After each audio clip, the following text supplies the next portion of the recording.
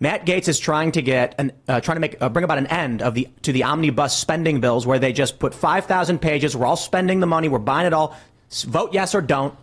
He wants to bring on single subject spending. Kevin McCarthy is basically playing games. They're doing what all members of Congress always do, where they basically say, well, we'll keep funding it the way it is, and we'll deal with these things later. In response to Matt Gaetz threatening to remove Kevin McCarthy as Speaker of the House, or to file, they're trying to remove Matt Gaetz. So it's getting pretty wild. And well, we'll see how this one plays out. Donald Trump was in court today for his lawsuit. He called the judge a rogue. And we'll talk about that. Apparently, they've dropped some of the claims against him, but it is going to be fun. We are down here in Miami, so talking about Mar-a-Lago, Trump, and how they're lying about the value of his properties will be a blast. And then, of course, we've got Jamal Bowman over the weekend. He pulled a fire alarm, and then he called everybody Nazis. Then he said, no, I didn't call them Nazis. You can't call people Nazis. And then someone found a tweet where he called Michael Knowles a Nazi. This is going to be very, very interesting. We get a bunch more stories. Before we get started, my friends, head over to timcast.com and click Timcast IRL X Miami. That's right. This Friday, we are going to be, well, we're actually already in Miami. We're going to be on stage doing the show live with Patrick Bet-David, James O'Keefe, Matt Gaetz will be there, Luke Rudkowski, of course, me, Ian, and a whole bunch of special guests. Get your tickets now if you would like to attend. And for elite members at timcast.com, if you're a member, we're going to have a meetup. And I guess you call it supper, not dinner. It's a little early, 3 p.m. We will be meeting up with all of you guys to hang out. It'll be a blast. So click join us at timcast.com, become a member, and get access to our Discord server to hang out with like-minded individuals, as well as check out our members-only uncensored show, which will be up at about 10 p.m., and we got some spicy stuff to talk about. It's not so family-friendly, but we hope to see you there. So smash that like button, subscribe to this channel, share the show right now. Take that URL, post it everywhere if you really do like what we do. Joining us tonight to talk about this and so much more, it is an honor. We have Dave Rubin. Mr. Florida Man. Mr. Florida Man. Mr. Florida Man, that's right. Welcome to the free state of Florida, Tim. How do you feel? It's wet. It's wet and it's good. That's what she said. You look moist and dewy from our humidity and our freedom. It actually brings out the essence of people. The freedom is palpable. It's pretty sweet, man. I mean, I get it. It's good in West Virginia. I get it. But come on. It does not get better than this. I disagree. What could possibly be better? What could possibly be better than this place? Oh, man. The mountains. We don't have mountains here. That is the one thing. The one thing that I do concede on the Florida thing. We're pretty flat still. I look out my window. I see mountains. Trees. Mountains aren't bad. We got freedom. We got water. We got freedom. We got beaches. I'll give you the beaches and a little bit more freedom than we have. You know, West Virginia's doing pretty good though. We're fighting the good fight. No, you guys are doing all right. Yeah. I got no problem with West Virginia, but I'm glad to see you here in the free state of Florida. This is going to be a blast. It's going to be a good week. So thanks for coming, man. Yeah, it's good. And the other Florida man is here. Welcome back, beautiful and amazing human beings. I am the Polish Florida Man, and it is good to be back. The Democrats can't tell the difference between a doorknob and a fire alarm, while the Republicans are tearing each other to shreds. And you love to see it. You know the deal. If you like the shirt that I'm wearing right now with Trump Tupac, you could get it on thebestpoliticalshirts.com. And since last being here, I got fully demonetized, so I launched a new business. That is a vitamin health store on wearechange.shop. I've been able to help a lot of people. Check that out. Ian, you look like you're also on a little personal health journey there. You have a little sparkle in your eyes that you didn't before. Thanks for noticing, How are you doing, man? I feel great, man. I'm Give us a health 147. update. I gained about 20 pounds over the process of the last 2 months, 2.5 months or something, muscle and fat. I feel great. I smell different. I stopped wearing deodorant. There you go. That's the way to do it. A new kind of deodorant. Muscle and fat as opposed to what? Water? What else is there? Water. Right, bones and skin. Yeah, bones. Bones got a lot. It's crazy. My bones are good. huge. Yeah, you gain. That's good. You gain Give us water a weight. flex. It's nuts. You look great. You look. Yeah. I'm serious. Your transformation is something that could inspire a lot of people. I see it. I thank you for doing it. Oh, awesome. Yeah. Well, I'm glad you noticed. I got a question for the Florida men before we get going too far. You know how, like, when a fish is in water, it's swimming. It doesn't know it's in water. It's just there. When you're in Florida, do you know you're Florida man? Oh, I'm aware of it. Absolutely. It's in your veins. It's genetic. It's like autism. You can't get rid of it. It's here. When you're in Florida, you are 100% Florida man. The vibe is here, right? You got to remember, I lived in LA before this, so I was in enemy territory, and especially during COVID, I'd be walking my dog without a mask on, and people would be yelling at me and yelling at my dog. Where here I walk around and I have my Florida hat and I keep a picture of me and DeSantis on my phone in case I get challenged by anybody, like, oh, you're the new guy from Cali, because they think you're a communist or something. Like, don't worry, I'm with this guy.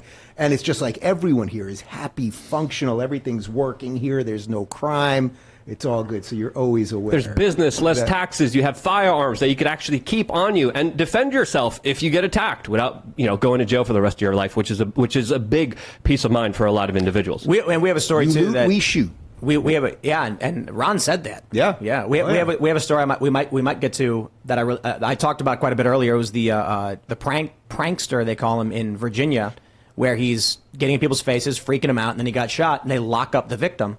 But for who was shooting in self-defense, jury said it was self-defense. They still put him in jail. So we'll talk about this stuff. But let's jump into the first story. We got big news, ladies and gentlemen, from the Washington Post. Check it out. Matt Gaetz files motion to oust Kevin McCarthy as House Speaker. Matt Gaetz introduced a resolution Monday evening to remove Kevin McCarthy from his seat, triggering an expected intra-party clash and setting up a showdown for the House to decide whether to depose McCarthy, likely within 48 hours. Gaetz and a handful of hard-right Republicans have repeatedly threatened to go after McCarthy's speakership if he relied on Democratic votes to pass any spending legislation, which happened Saturday after McCarthy could not get a majority of Republicans to support various proposals to fund the government with only GOP votes. Using a motion to vacate, a single person can force the House to consider removing the Speaker. McCarthy agreed to lowering the threshold to bringing the motion to win over enough support to become Speaker in January. This one's going to be really interesting. McCarthy's basically a Democrat at this point. If he's now teaming up with Democrats for his spending bills and working against Republicans, the question, though, is, will Democrats now, seeing an opportunity, team up with Matt Gaetz to remove Kevin McCarthy? Do you guys see what's going on Twitter right now? Kevin McCarthy just tweeted, quote, bring it on. Matt Gaetz retweeted him just a couple minutes ago and said, just did. So the drama's unfolding on Twitter in real time as this video is happening right now. And it's very interesting to see what Matt Gaetz is doing here, because I think, the long-term strategy for Matt here is to probably become the next governor of this very beautiful, amazing state after Ron DeSantis leaves office in a few years. And if he's going to leave in a fury of fireworks and just public outrages and storms, this is the way to do it. This is the way to get your name out there. And in our current kind of political sphere where outrage sells and controversy really is the lead, this is the way to get everyone's attention. And I think he's doing a good job at it. As of course, this is an important issue. He's making an important stand, even though it is Republicans fighting each other, which they usually do anyway. I mean, we all knew this was going to happen, right? It took McCarthy, 15 votes to get the speakership in the first place. So, it was all leading to this at some point. I think most of us, and probably most of your viewers, are with Gaetz in spirit, of course. Enough of the nonsense spending, enough of giving all the money away to Ukraine and everything else. Can we take care of our border? But I hate to tell Matt Gaetz, even if this is just because he wants to be governor, the House always wins. That's how this operates in Washington, right? McCarthy will stick around most likely, and even if he doesn't, it's not going to be Gaetz as Speaker of the House. And the machine just finds a way. You got to give the devil his due. We may not like it. I certainly don't like it. I don't think any of you guys like it. But it finds a way. That's why we always get into these shutdowns. Frankly, I would be for the government shutting down right now and not coming back for a couple of years. That would be fine with me. But that's not what's going to happen, right? They extend it for 45 days. And 45 days from now, we'll all be pissed about something else. Yep. And something else will happen. But don't worry. Zelensky will get his cash. Yep, and the Republicans will bend over and bend the knee and take whatever globalist policy that they tell them to take, and they'll implement it without even any kind of doubt. Kevin McCarthy has been a lot different in his kind of reign ever since Tucker Carlson left Fox News. And I think really there's something to note here when it came to Tucker Carlson and Fox News calling him out. That whole entire pressure on him is totally gone. And since then, we have seen a totally different Kevin McCarthy that really has been not in favor of the people and ruling in a way that hasn't been benefiting anyone but the ruling elites. Isn't there something super weird happening here? Because Trump backed McCarthy. Gaetz is a Trump guy. I saw the base guys going after Gaetz today because Trump is not because Trump backed McCarthy. So it really creates some really strange bedfellows. Like the arrows start going in some really weird ways. And then did you see Trump today after the hearing that he did in where was that? That was in New York, right? After the hearing, he basically was like, "Well, I'm not going to go after McCarthy because he says nice things about me," which is that's what everyone hates about Trump. But I get it. Right. He can say anything. I think they'll always love him. Matt, this was during the fight for the speakership in the House. Trump was for McCarthy, and Matt said no, and Matt said he didn't care. I think this shows Matt's principled. I have tremendous respect for the work that he's doing. It's about time somebody did it. But to be completely honest, I'll soften a bit of what you said, Dave. You're right. I mean, the machine finds a way. You've got all these snakes, and Matt's trying his best. I posted a picture of Sisyphus when he said, "I'm trying to change D.C." And I'm not. And people got mad. They were like, "What's the alternative?" I'm like, I'm not saying he shouldn't do it. I'm glad he's doing it, but he's pushing a boulder uphill, and it is a long way uphill. I'm glad he's doing what he's doing. He's one of the most effective, one of the best politicians we have, if you can even say a politician is good. But he's pushing a boulder uphill. Well, philosophically, what would you say? I mean, I think if McCarthy was sitting here, he would say, hey, there's this giant swamp, there's this giant system. I mean, I've interviewed him and talked about this. I think he would say you can maybe get some incremental things. Like the machine is the swamp and the deep state, there's so much there, and they can almost never get anything done, right? Like the Democrats are just pure evil, and the Republicans are kind of just a little less evil. So I think McCarthy's argument would be, in essence, it would be, hey, maybe we can do a little something, spend a little bit less, or get a little money moved to the border or something. And I think that's really what he's saying right now. That would be a win. Where basically what you're saying is Gaetz is just he's throwing the Hail Mary, knowing there is no flying F chance that it's going to work. But it is good if you're actually auditioning for another job. Exactly. I would say, by the way, I don't think it's not necessarily just governor. I think he may just want a spot on network TV. I don't think he wants to be governor. I would imagine that he probably, if there was further future ambitions, Senate makes more sense. Governor brings him to the state, whereas he's in D.C. right now, right? So that's a shift. You wouldn't want to take, right? Well, if he likes being in Florida, I mean, he is a Florida guy. Like, if he likes being in Florida, why not come home to Florida? I mean, D.C. is an absolute disgusting cesspool of scum and villainy. I wouldn't immediately say it's just about a job prospect. They're trying to remove him. Mm-hmm. They're threatening to expel Matt Gaetz for what he's doing. I wonder if this is why Thomas Massie tweeted out, this is like yesterday, I fear, this is the quote tweet from Thomas Massie, I fear the attempting to vacate Speaker McCarthy at this juncture is a bad idea that will lead to worse outcomes for conservatives. Signed, the only still serving co-author and co-sponsor of the motion to vacate Speaker Boehner. So he went through this before, and apparently thinks it's not because maybe now... Did he back McCarthy anyway? Thomas Massie? Yeah. I don't know. Pretty sure he did. But I think they did at the end, but they did. Him and Chip Roy ended up getting a bunch of concessions that I think now Gaetz is saying, well, you guys aren't actually getting the concessions at him. But Massie, to me, Massie is the most libertarian, anti-government guy we have in government. Maybe, Rand Paul's right there too, but in the House. And it's like, if that's what he's saying, there's probably, he knows something behind the scenes. I wonder if he's afraid of what's happening to Gaetz, that they're going to now turn on Gaetz. And he's like, we don't need inter-party conflict right now because the Democratic Party is trouncing us. Intra-party. Intra-party. Yeah. Right. You don't need Gaetz getting any friendlier with AOC, which every now and again they kind of dig each other. Hey, I like it. But I'll appreciate, I mean, they were trying to stop insider trading in Congress. Okay, I'll take it. Yeah. We can take our wins where we can. Yeah. Otherwise, Kevin McCarthy has a backroom deal to get funding for Ukraine? I cannot believe that I'd be willing to bet if you went and just talked to random people on the street, should we spend money on Ukraine? They're going to say no. Mostly. A lot of people will probably say yes, of course. And depending on which city you go to, they're going to have flags everywhere. They'll say yes. But I think a genuine random sampling of 1 million people in this country finds 70, 80, 90% saying no. Why would we do that? But of course, Congress will do it. Why? Because Congress is not beholden to the American people. They're beholden to lobbyists. Hey, as Mitch McConnell said, the #1 job of the Republican Party is to fund the Ukraine war. The war that we're also not in. At some point, do you think if you're giving hundreds of billions of dollars to fund a war, you're in a war? Yeah. Would that be a technical way you'd say you're in a war? Yes, I agree. Eventually if you're funding everything and also, by the way, pushing the guy with nukes a little closer to World War III, I mean, which really is what they're doing, right? Like at the end of the day, you could say Russia's losing and losing and losing, which they're not, by the way, but you could say that. And at the end of the day, when the shit is about to hit the fan, he has nukes. So who really is winning?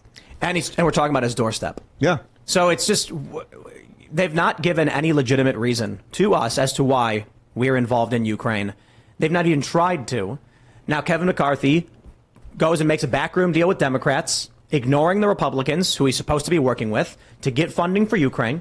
Wasn't it, am I wrong about this? They put together a clean bill, but it didn't have Ukraine spending in it. And they're like, no, Democrats were like, we refuse. I mean, the fact that the Democrats have become so clearly the war party is just such a perfect example of when I say that the machine always stays ahead. That's how it always stays ahead, because somehow the parties flip in front of your eyes. The liberals become conservatives and the conservatives become liberals. The machine figures out a way to just exist and continue. Do you think the people are voting because they're afraid of Putin or because they're just bought?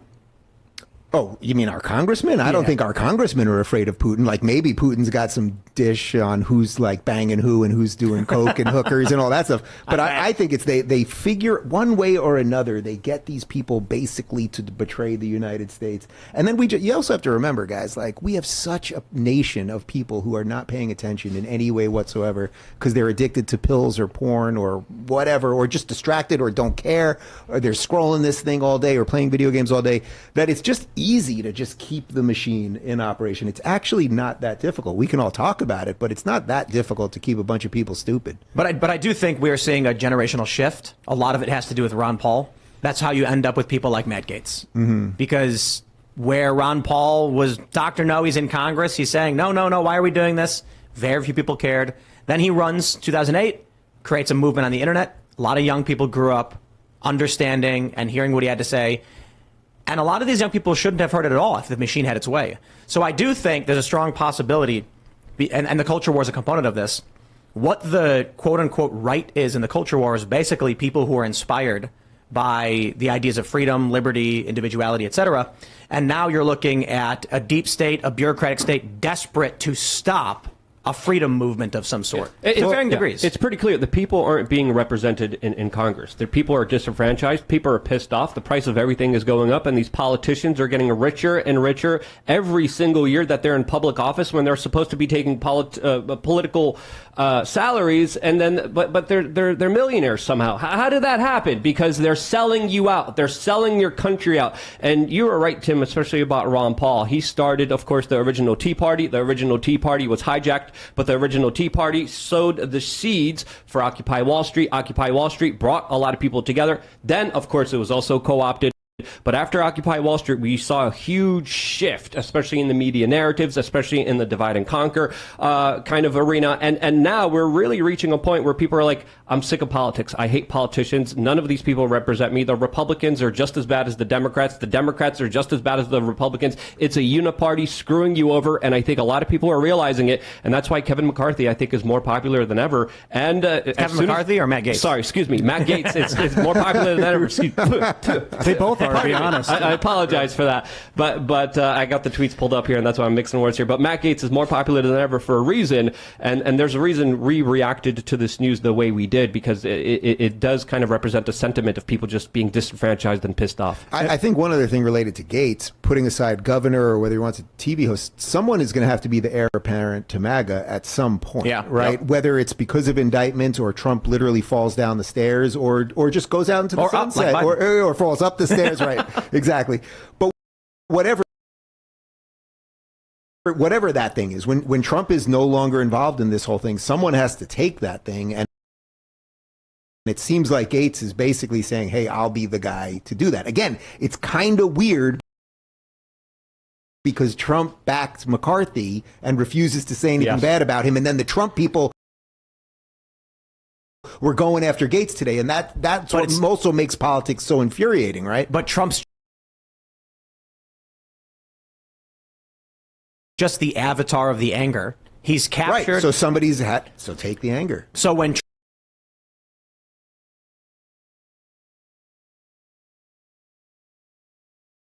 Trump backs Fauci, when Trump backs McCarthy, there's a lot of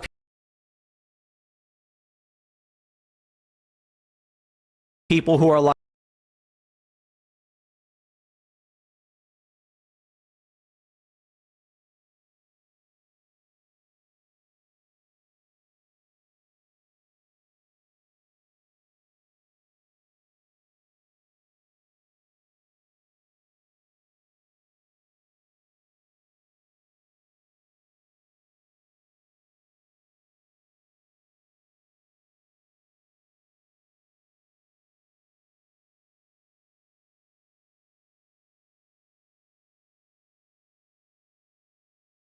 I still think Trump's the best bet, but it means that it is not about Trump. This is the thing that people didn't realize. I should say Democrats didn't realize 2016 on. They kept saying Trump is doing this. Trump is causing this division. Like, no. Trump is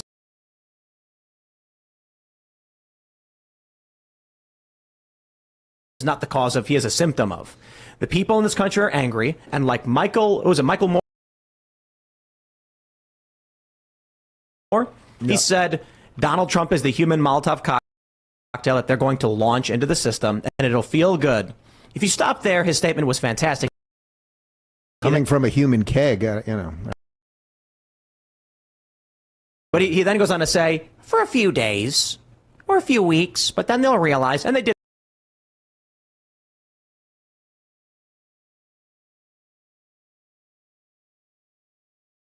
Didn't realize. No, he was wrong. The people chose Donald Trump because he was just an avatar representing their anger. That means as time goes on, it may not be Donald Trump. It could be a lot of different people, so long as you're true to what the point is. And the point is, we want accountability in government. Well, there was Make America Great was really, because you're talking about there's angry MAGA, and then there's like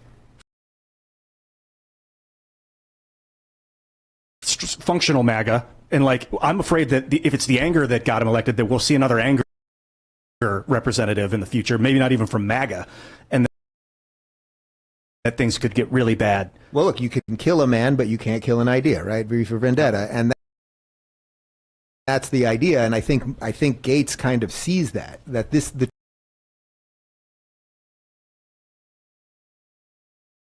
Trump thing will not exist forever. How old is Trump? He's 79, 78? 78, right? He's no spring chicken again. So regardless of where this ends out, whether he's president again or anything, the man will not exist forever. So Gaetz is seeing the writing on the wall. I mean, Gaetz, I like him a lot too, but like he is a politician, so he's in the system too. He's not in as a politician right now to not be a politician after, right? He's in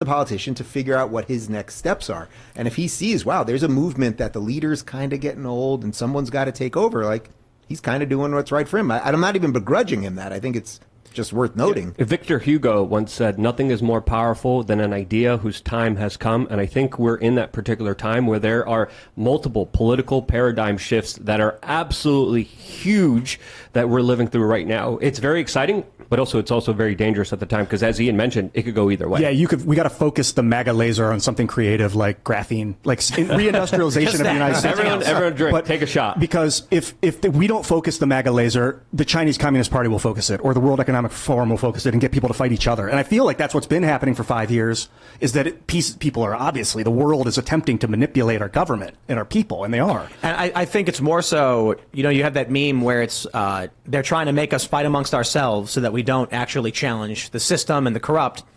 And half true. That meme goes back to Occupy Wall Street, where you got a bunch of people saying the 99% and, the big bank screwed us over. And there's a rich guy in his office on the phone. He says, introduce identity politics. Mm-hmm. Yep. What I see is they tried to figure out a way. How do you make it so that it's no longer about the wealthy and the poor, but you make it so that the poor people fight each other? Identity politics. You get a bunch of people on the left to start attacking people based on their race. Of course, the right will defend themselves. Who wouldn't defend when they're being attacked? Namely, when they go after like white people and say white males and all that stuff. And this creates division. So it's funny to me when we then see leftists pushing the meme that they're making us fight amongst ourselves, when it's like, yeah, there's America, a constitutional republic that has values, norms, and a Bill of Rights.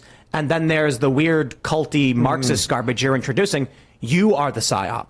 What they're doing is the manipulation. Yeah, they're the pawns in the game. They're the useful idiots, and they don't realize it. All the kids that were out there burning down their neighborhoods and burning down the Pep Boys and the Target, like they were doing it to themselves and not even realizing it. But when you talk about the uniparty as one Florida guy to another, it's one Florida man to another. Florida man. This place that we live in, this is pretty freaking functional. There is nothing going on here, unless you guys can think of something that I don't know about, that is not right in this state in terms of what a functional government can do. I was driving to get dinner. What do you got? A gator jumped out of a river, snapped the beanie? What happened? There was like 4 inches of water in the street, which proves climate change. Absolutely. We're working on climate change. We're very close to the water here, so it's a little more complex. We're going to make Ian eat the bugs, and then climate change is going to be over. You it's see, going to be fun. You were sarcastically illustrating my point. We can't even. It was raining today. Right, it rained a little today, right? People will be like, well, there's a lot of traffic in the Miami area now. Well, yes, we did get about 300,000 new people here, and we're building incredibly fast. So I totally agree with you on the uniparty thing, and that the Republicans just blow and suck and all of those things. But in micro places in different states, and that's the beauty of federalism, it's working. Like, this place is hyper functional, has brought in 1 million people. Everyone's flourishing. We have some issues. There's some issues around insurance, right? Home insurance, because we have we had a Category 5 Hurricane Ian a year ago, 2 days, and we had another one, Idalia, not too long ago. So there's some like human issues. But in terms of the functioning of the state and law and order and the you loot, we shoot thing, that Hurricane Ian demolished Southwest Florida last year. Demolished it. There was no looting. Zero looting. That literally would not have happened. Well, there was a little skirmish outside of the Miami Heat stadium, Yes. but then cops came in right away, and then they booked people for blocking traffic immediately. Again, and then it was over right away. Point. There was a skirmish. I love it when people, and I saw a lot of MAGA people doing this because they're always going after Florida right now. When it's Miami, it's spring break, and in Miami Beach, they get thousands of people from other places, and they get real drunk at night, and they brawl in the streets, and it happened for like 2 nights. And I saw all these people going after DeSantis. First off, the governor is not in charge of what happens on every street in every city every moment. But I tweeted something like, you guys do know that if this lasts another day, Fort Lauderdale, by the way, and Miami Beach, Democrat mayors, some of the few Democrat mayors in the entire state, he's going to get involved. And then 2 days later, the National Guard was there. Like, that's what I'm saying. This place, while the D.C. version of the uniparty is deeply corrupt and backwards, some places are doing it right. And it's not just Florida. I think this is the best example of it. I'm a little biased, but I do believe Florida is the Alamo. It is the last free kind of standing place in America that's standing up for a lot of individual liberties, a lot of rights, a lot of, just the basic principle of you being able to keep your money. That's a very important principle that a lot of people don't have in California and in New York. And that's why I think I kind of want to go against your point, Tim, a little bit. I do think a governor is more powerful than a senator on a local level, because I do believe... I'd say he wasn't more powerful. I'm saying when you were talking about Gaetz, you were saying, I don't think he wants to be a governor. I think he wants to be a senator. Yeah. You can have a lot of power in Florida, or you can have a little bitty power in D.C., but D.C. is the whole country. I would argue a governor is way more important than a senator, mainly because of just how much involved they are in everyday life, just how much they can make a difference when it comes to carrying firearms, just how much they can make a difference when it comes to tax policy. And I truly do believe Matt Gaetz, I think, would be a better governor than a senator, and I would hope he becomes the next governor of Florida. What I'm saying is, when you're a senator or member of Congress, you can actually have an impact on immigration and war. When you're a governor, you can't deport people. You don't have the authority, and you can only voice your opinion. We did send a whole bunch of people to Martha's Vineyard, which keeps them in the country. Yeah. So I do appreciate the move, because it's a sanctuary city. They say right, but the issue is, while it does create, I suppose, notice of the issue, creates awareness. Yeah, you can't solve the macro issue. All it's doing, though, is bringing the people in and then sending them deeper into the country. But what a governor does do is very important, is how they handle natural disasters. I was going to ask you guys talked about the hurricane a little bit, and the "you loot, we shoot" message right off the bat curbed it. So, I think a lot of our political instability might come from natural disasters. We might think, it's about people and money, but if there's a global flood, we're going to get tens of billions or millions of people are going to flood the United. We've already seen it on the southern border. So I think but they're flooding. Look, listen. Yes, if there are disasters and things like that in other parts of the world, but the issue is, if literally nothing happens anywhere else in the world, and we keep making the country better, they will keep saying, "I want your stuff." Yeah, but anyway, but the real point is natural disasters. I think it's very important how we handle those things. And you could even call COVID a natural disaster, even if it was built by humans. That reacted as if it was a natural plague. Look, you know how well DeSantis handled the hurricanes because they couldn't get him on anything. Like, the media is waiting for the guy to literally just step in the wrong puddle or anything else. And Idalia, there was not, I did not see one article that he failed on anything. You know, during Hurricane Ian, the Sanibel Causeway, it's a 3-mile bridge that they built from Fort Myers to the islands over there. It was blown apart in 5 different spots. It would have taken the federal government or any other state government literally 5 to 10 years to rebuild. They had cars going over that thing in 3 weeks. I went over it, and you could not even tell the sections that were new versus the sections that were old because he basically went there and said, hey, we're going to get the best engineers here. We're cutting all the red tape, build this freaking thing. And they do it. And so we don't, sometimes I think the thing that DeSantis suffers from actually is that we don't know what to do with a competent governor or a competent politician. We just don't know what to do. It's like, whoa, we're doing everything right. Hot damn. Let's talk about this. We have a story about Donald Trump from Politico. The crime is against me. Trump slams business fraud trial. Apparently, before the trial, he said that the judge was a rogue and the prosecutor was racist. I don't know what he meant by that. Is it because she's black and he's white or something? But either way, what we're seeing from this trial is absolutely bonkers. It's now advancing. I guess, Ian, you were saying something that they've dropped some of the claims against Trump? That's what Trump said at a press conference right after he walked out of the courtroom. He and his lawyers started talking. He said that because of the statute of limitations, they dropped or they're no longer pursuing like 80% of the case. And I think that's a rough estimate. I think he made those comments inside of a Wendy's when he was screaming. Was he? Yeah, I think he went to Wendy's right after the court proceedings and did another PR where he was talking about how the AG was racist. Yeah, is that like Giuliani going to the Four Seasons, but it was the Four Seasons that was like a garage or something? No. He usually does actual Wendy's. Trump usually, and he's really good at this. He does these kind of PR stunts right after a lot of these court proceedings where he goes in public places and public restaurants and buys everyone food. Right. And he buys goodwill and essentially has that. A lot of times he walks on that bill, by the way. Right. That's happened multiple times. I want to address this because we got some Florida men here. You know, the judge said that Mar-a-Lago is worth around $18 to $20 million, and this is 17.5 acres of beach-to-beach Palm Beach property. Now, I don't know what kind of place you're living in, Dave. Yeah. However, whatever you must have bought living down here, it's got to be worth, based on the judge's estimate, $50, $100, something like that. So it's completely. And so let me just say clearly, because I've hit Trump a lot lately, and I got a lot of MAGA angry. I mean, all of these cases are pure bullshit. This one is the height of bullshit because it has nothing to do with anything political. It's purely to destroy the man, right? And the crazy part about this is, if really the goal of all of these things was to get him out of politics, you'd have to leave him with something. You got to leave him with his businesses so he can get out, right? So the idea that they're going after him on this. Oh, and also, you know, when you buy a house, you've bought properties. When you buy a house, you can't just make up a number. This house is worth $40 million. You get an appraiser. There is a system in place. Well, it depends, right? If you don't want to sell and someone comes to you and says, I want to buy your property, I think the value is X, you say, sure, but the idea, so it's 17.5 acres in West Palm Beach. No, just easily not West Palm Beach. I made the same mistake. What? Palm Beach proper. It's in Palm Beach proper, right. Beach to beach. Yeah. Have you been there? I've been there. Like, it's a little bit kind of getting old, and they could fix up a lot of stuff, and it's probably not worth what Trump wants it to be worth, but it is easily worth $80 million. There is no real estate agent. No, I'm saying at the bare minimum, probably closer to like 120, something like that. Way more. I don't know about that. You also have to remember the market. For $20 million.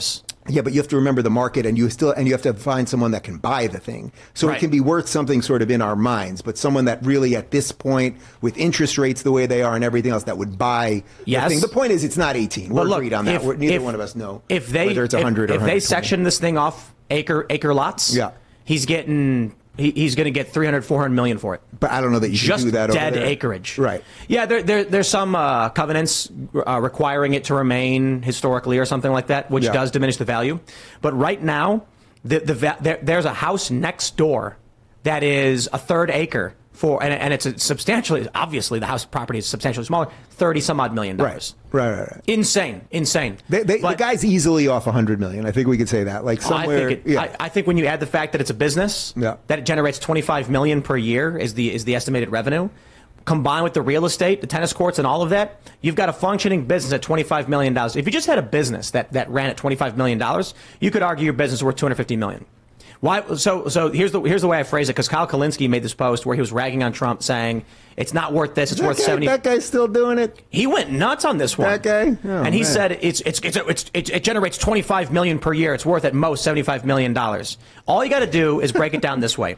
Forget the real estate value, which is 17.5 beach-to-beach acres in Palm Beach. Okay, let's just say a business. Let's say you have a business that makes $25 million a year. And someone comes to you and says, you make $25 million every year? Okay, I'd like to buy this off you. I think it's worth $75 million. Your response is going to be, so what? You're paying me 2 years up front to sell for the rest of my life, $25 million a year? That's the stupidest deal I've ever heard. Maybe 10x. If he says $250 million, you're thinking, like, I get 9 years of work up front. With that money, I can do a lot of things. So if you go to Trump and you say, minus the real estate, it's only $75 million, absolutely insane. You add that business onto it, you add the 17.5, I think Trump's assessment might have, he said 400 to 600, might have been a little low, depending on how you want to imagine it. Because if you were to break it apart, you could argue that value. But the crazy thing about the story is, they're arguing in this fraud case against Donald Trump in New York and in Florida that he undervalued his property to get favorable, or he overvalues his property to get more money on loans. That's the opposite of what people do with fraud. They say their property's worth less, so they pay less in taxes. It would also be the fault of the bank, right? Like, most people get loans when you buy a house for $100,000. You might put 20 grand down, you get an $80,000 loan, but the bank comes in and appraises it. They don't just magically. You can't just write a number out and be like, give me cash. So yeah, this thing is all complete nonsense. The fact that there's not going to be a jury trial. You heard this? Yep. There's not going to be a jury trial because apparently his lawyer forgot to check a box on the form. I don't know about that. I think it's been verified. You don't have a jury of your peers in New York City. Right. You have a whole bunch of crazy leftists that will, of course, automatically, no matter what happens, no matter what evidence is provided, automatically say Trump bad, Trump jail. Well, someone could double check it, but I think they're now saying that they didn't check a box, and that's what's going to happen. Either Trump's lying or the judge is lying. I think the strategy here, ask yourself, why would Donald Trump actually show up for this court case when the judge already issued a summary judgment dissolving the Trump organization? They want to file an appeal. So they don't want to waste their time with a jury that's pointless. It's going to cost them more money. All of that stuff's a waste of time. They get their ruling, run it through, file the appeal, get the lower court reversed. Yeah, that's what I think is happening as well, because it doesn't make sense to have a jury trial. The judge is going to be deciding here. We saw a video of him today, and he clearly really likes the camera, really likes the limelight. But with all of this happening here, just to take a step back, there's politicians that literally killed American teenagers. There's politicians that go to Jeffrey Epstein's island, and you're telling me we're going after this guy because he overinflated the property value that he had?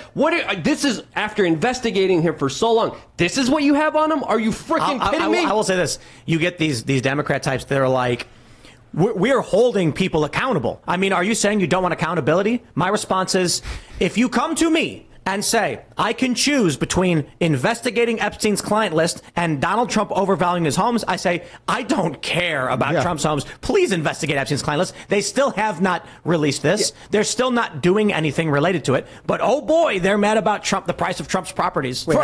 How many years ago did this frickin' happen? This is ridiculous. This is stupid. This is not in the public interest. And this is clearly the weaponization of the justice system to destroy. I have an idea to clean this thing up. This thing up. The Timcast operation's going pretty well. You got like 87 businesses. You got a skate park indoors. You're doing a lot of stuff. Let's find out about this 18 mil. Timcast moves the operation down to Florida. You running the thing out of Mar-a-Lago. If we can get Mar-a-Lago for $18 million, done deal. I will take a $500 million property for $18 million. I bet I can go to any bank and be like, they're selling it for $18 million. So they're going to be like, I will finance that. Oh, you said $18 billion? $18 million? Go for it. Do you think, are they giving you just the flat land value appraisal when they said 17? They're not even accounting for the business? There's no such thing. Because otherwise it would be a complete teardown. I don't think anyone's making that argument. I got an idea. I have an idea. Here's my proposal to counter Democrats.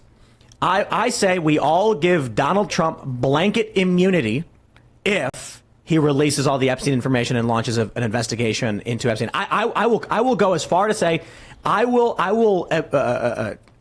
give Trump a full pardon on literally anything he has ever done. if they actually investigate and bring out the information on Epstein. And you might be saying, why would the Democrats? Yeah, that's do a that? double loss. no, I'm saying Trump does when he gets elected. When Trump gets elected, my pitch is, I think the American people should all just agree, yeah, Trump, we're going to sign this document. All the American people agree. You are immune for any past wrongdoing ever done. It's gone. You are immune. Okay? And now go after Epstein. And you may be saying, but what if Trump's on the Epstein list? What if he's involved? I'll be like, what if he committed some very serious crimes or fraud? You're going to let him get away with all that? Absolutely. We go to drug lords and gangbangers all the time and say, we know you did this evil thing, but we're going to make you immune if you expose the leaders and the people facilitating this. So whatever you think of Donald Trump, my point is this. When they come out and they're like, we want to hold Donald Trump accountable for crimes. I mean, you're not saying you want him to get away with it, are you? I'll be like, bro, I will let him get away with it. I will clap for him having done it if it means they go after the real criminals. If it means they go after the people who were trafficking children. Yeah, absolutely. Do you think the world would be a better place, and assuming both of these would make it better, if the Bidens were completely exposed globally and everyone knew, or if Epstein and Ghislaine were globally exposed and everyone knew? That's a good question. That's a good question. They're probably connected. Absolutely, Epstein, because Epstein. it doesn't just go after the Democratic families. He also goes after the entire establishment. He also goes after the entire banking sphere, which was involved here, as we know from the latest J.P. Morgan settlement that happened. As, of course, J.P. Morgan spent tens of millions of dollars trying to settle this out of court, when in reality, the facts of how they were complicit here is absolutely mind-boggling. You have to understand that the American government, for over 30-plus years, used your tax dollars, evaded and used and abused this system to traffic and hurt thousands of children, some of them as young as 7 years old, with your money. This is ridiculous. This is infuriating. There's so much corruption. And when you look at that Epstein thing, he doesn't just go after the puppet Biden family. He goes after everyone involved here. And there were a lot of different people, a lot of celebrities, a lot of banksters, a lot of people behind the scenes that we're not even aware of. As, of course, Biden here, he's just a flesh suit that the globalists are using to screw you over. I got the vibe that Epstein was one of Ghislaine's boys, and that she has a bunch of those dudes, and he was just the one that got caught because he's an idiot, or he just went too far. But she's like the kingpin, like the linchpin. Well, where is the list? Where is the list, right? With a judge. It's sitting in a locked box somewhere with the judge who There's a convicted, lot of information kept away from the Ghislaine. general public that judges are saying is too controversial for the general public to find out about, and therefore needs to be kept away from the people finding out. So there'll be a Freedom of Information Act at some point, 30 years from now, and everyone's dead? Or, Maybe. No. Down, just like they do with the JFK files that still aren't released. 60, 70 years? Yep, 60, maybe. Even then. I think we have to understand here the government will never tell us the truth, and we have to always imagine the worst, and then times that 10, because it's probably a lot worse than what we could even imagine, what really happens behind the scenes. Because with the Epstein stuff, we're still just scratching the surface to how corrupt and utterly disgusting this entire system is. And there's another article here that was just published by the Daily Mail showing just the true depths of this corruption, that is titled, Senator Dianne Feinstein's Death Leaves Her Daughter Wrangling Over Breathtaking $102 million property fortune and $62 million private jet she used to visit her mansion. That government salary? I feel so bad for, what's her daughter's name? Let me look that up right now. I feel so bad for her. I mean, you're minding your own business one day, power of attorney over your senator mom, and then you wake up to inherit $150 million in properties. The amount of work she's going to have to do. No, it's a lot of work. She's going to be in meetings with lawyers. Oh, I just feel so bad for her inheriting this vast swath of Scrooge McDuck-like wealth. When Dianne Feinstein got into the Senate in 1826, what were they paying at the time? Does anyone know what was the salary? It was food. Yeah, what year did she? No, for real. What year did she get in? She's been in. Well, she was the mayor of San Francisco, but what year did she get in the Senate? Probably 82, something like that. Like, what were they paying at the time? Because the mayor of San Francisco wasn't paying much. Maybe she had a little family money, but $100 million bucks on the plane. I'll look into it. Yeah, let's get some numbers. How many children do you have to hurt to acquire that money? That's what people should be asking themselves with these politicians, because who did she sell? What did she do? I'll tell you what she did. What she did was, I'll keep it insider vague. Trading. It's like Pelosi, exactly. Right? Yeah. What happens is a bill is introduced and it says something like, we're going to ban widgets. Widget company comes by and says, hey, this is really bad for us. It's going to cost a lot of jobs. We don't want widgets banned. And then the politician's like, oh, but they're going to introduce this onto the floor, which is going to cause a stock to drop. So they put a bunch of put options on widgets. The bill gets introduced. Stock price goes down. They cash out. Then they say, no, we're not going to vote on this one. It's gone. And then the price goes back up. What's the, isn't there some crazy percentage that Nancy Pelosi has played the market at? Like she trades better than 900% of all day traders or something like that, whatever. 90%? It's something like really. Or like 900 No, times. literally by like 900x. Like it's so, right. Someone could check me on that. But like how the hell did she become worth all this money? How did Gavin become worth all this money? All of them. Right. It's like that's why they want to get in Congress. They're like, it's just for if you're a day trader and you want to get rich, you get into Congress and then you're rich. Yeah, Feinstein, 30 years in Congress. She joined in 1992. $130,000 salary. Their salary from 130 is now up to 174. Well, right. So yeah, but that's look, 1.3 million. You put your salary, 30 years, you put your $4 million. 90K after taxes or your 80K after taxes into a savings account, a high yield, and then with compounding interest, after 30 years, you have $150 million. Yeah, you could, you could do it too. It depends which way they carry the one, I think. Right. Well, that's all members. I think it's funny that we're all sitting here laughing because we know. They know we know. It just keeps happening. But that's why I like Matt Gaetz, man. I mean, for whatever it is. Let's talk about the other guy. Here we go, everybody. You ready for this one? Bowman camp slams Nazi Republicans after fire alarm flap. This is the state of Congress. We're in serious trouble. Okay, I think you guys have seen the story. So this dude pulls the fire alarm next to a door with a sign that says depress the bar or whatever for 30 seconds to open the door. This basically causes a stall in the vote over the government spending bill. He then says later, I thought pulling the fire alarm opened the door, which I'm sorry. I don't think he is so stupid he actually believes that. I think he's smart enough to recognize if he says he intentionally pulled the fire alarm, he gets criminally charged. So it's I just thought it opened the door. But I got to tell you, ignorance of the law is no excuse for breaking it. He should be criminally charged. So after he gets a bunch of flack from everybody saying, he's trying to stall and delay, he then has his camp puts out a message saying that they're all Nazis. This is really, really funny. Let me see. I don't know if they actually have the messages here, what he actually put out. But he then comes out. Here we go, timcast.com. Rep. Jamal Bowman condemns use of Nazi in memo issued to Democrats by his office, saying it is important to specify the term Nazi to refer to members of the Nazi Party and neo-Nazis. And then, here's a tweet from John Levine. Rep. Jamal Bowman says Michael Knowles is a Nazi hell-bent on keeping only white men alive and in power. We cannot allow him and others to push their evil agenda, blah, blah, blah. So there you go. We can sit here and sing the praises of Matt Gaetz or Dr. Ron Paul when he was in office, and this is what Democrats have to offer, I suppose. For the record, Michael Knowles is a Christian Republican, not a Nazi. He doesn't serve the Nazi Party. And I'm pretty sure his wife's Jewish. But all of that aside, these people are horrible. Nothing's going to happen to Bowman. He has Democrat privilege. You can do whatever you want. You can pull fire alarms. You can be racist. You can, right before we started, there was the Ilhan Omar story about giving illegals IDs. It's like they can do anything and they get more power. That's how they operate, and they protect their own much better than Republicans do. But this guy's a buffoon. You guys, I'm sure you covered the video of him screaming at Massey in the hallway of course. A couple months ago. This guy is he's the worst of the worst, but he's exactly what the future of the Democrat Party is. He changed his story from I thought it would open the door when I pulled the fire alarm to I was in a rush, I had to vote. So I pulled the fire alarm. He changed his story very recently. He's saying that the door is right. The door is normally open. He was in a rush, and when he got to the door and saw that it was closed, he thought, I have to get to the Capitol building, and if I pull the fire alarm, it'll open the door so I can get through. My question Despite the fact there's a sign on the door explaining how to open it. Is it now okay for congressmen to pull fire alarms when they're in a rush? Because that's the precedent this will set if he doesn't get arrested. Well, I disagree.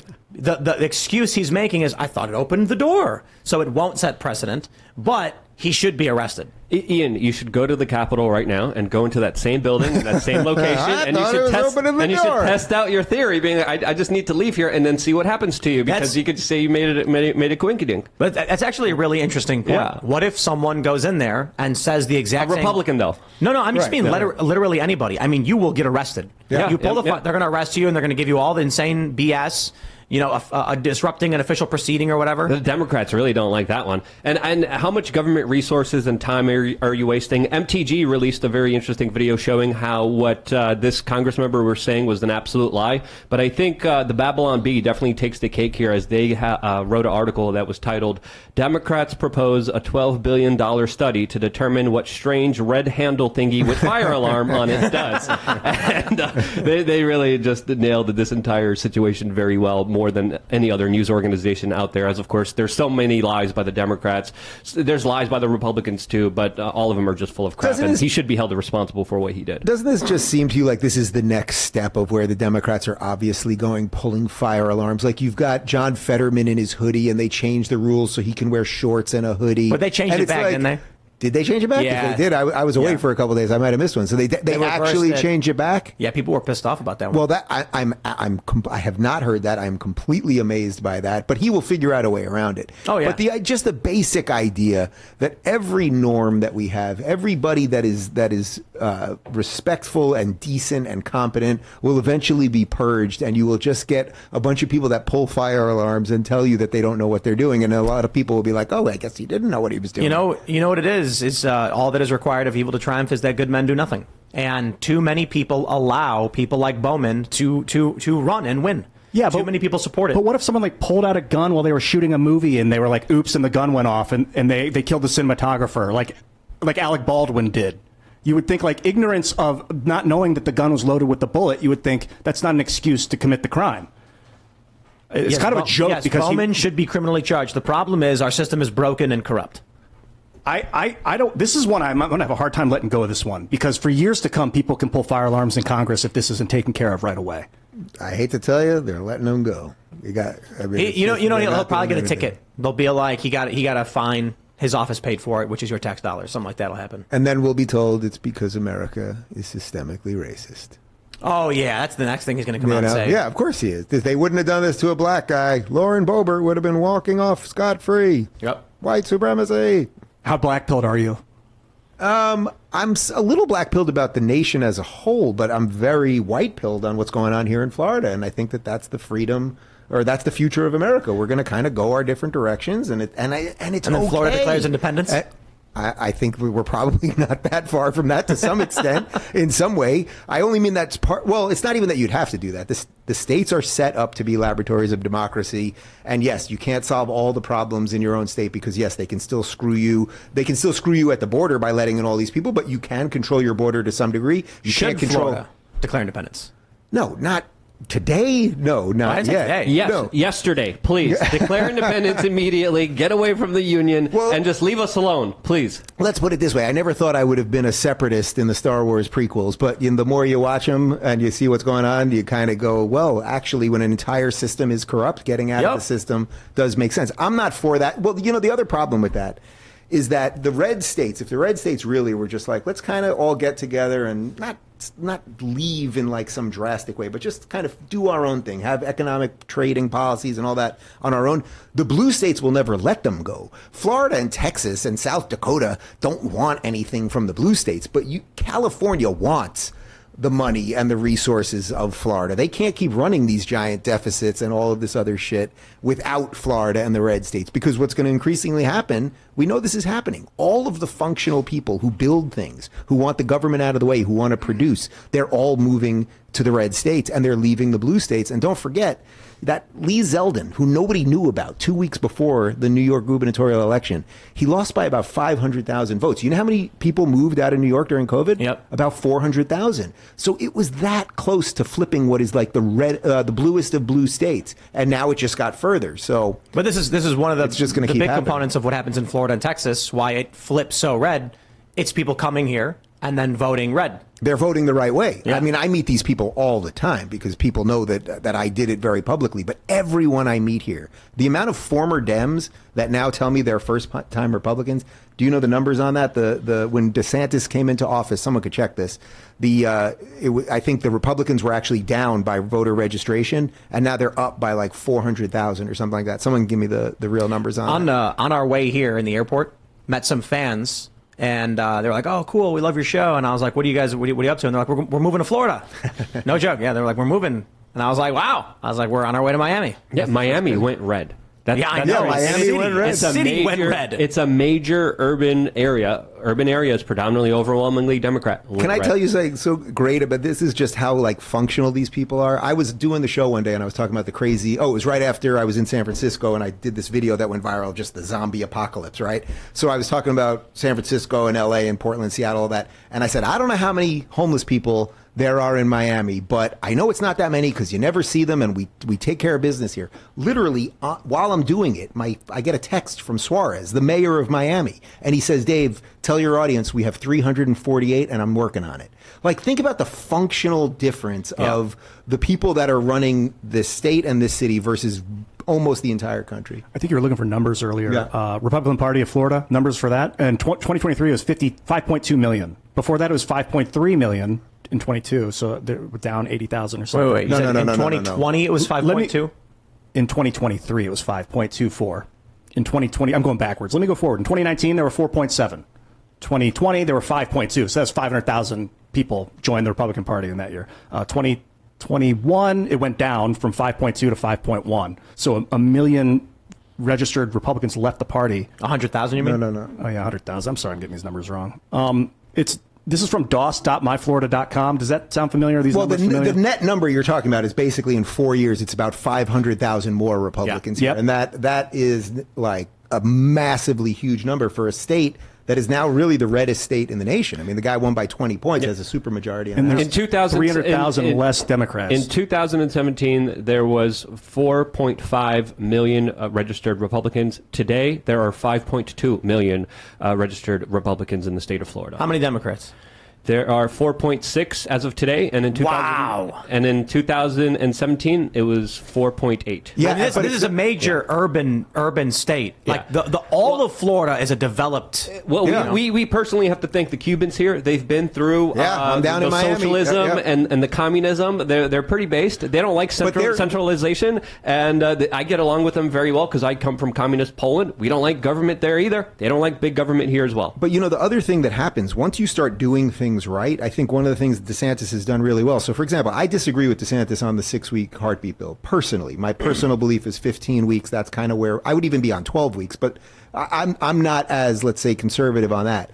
But when you do strong conservative policies, not only do you get strong conservative people to move into your state, you also scare off the whack job lefties. So somebody that might have moved to Florida before because of low taxes, suddenly they're like, but wait a minute, I like 6-month abortions. I'm never going to move there. So it actually doubly helps you. You get the good people coming, and you're also putting a force field so the wackadoodles don't move in. But there's a major negative to that. And if you look at what California did with illegal immigration, they end up getting between about 1 or 2 extra seats in Congress to vote against your rights, ban your right to keep and bear arms and things like that by breaking the law. By what? By allowing them to vote, you mean? They don't allow them to vote. Or whatever it is they allow them to do. When non-citizens are allowed into the state of California, they are counted in the census, which then apportions congressional seats. So you don't need to be a citizen in order for your presence to have an effect on the Electoral College and Congress. I blame this on the federal government and also the Banana Republic of California. There's actually is a risk here. If all of the people are leaving their areas, and I'm not saying they should stay. They should certainly be moving away from these cities, in my opinion, for the most part.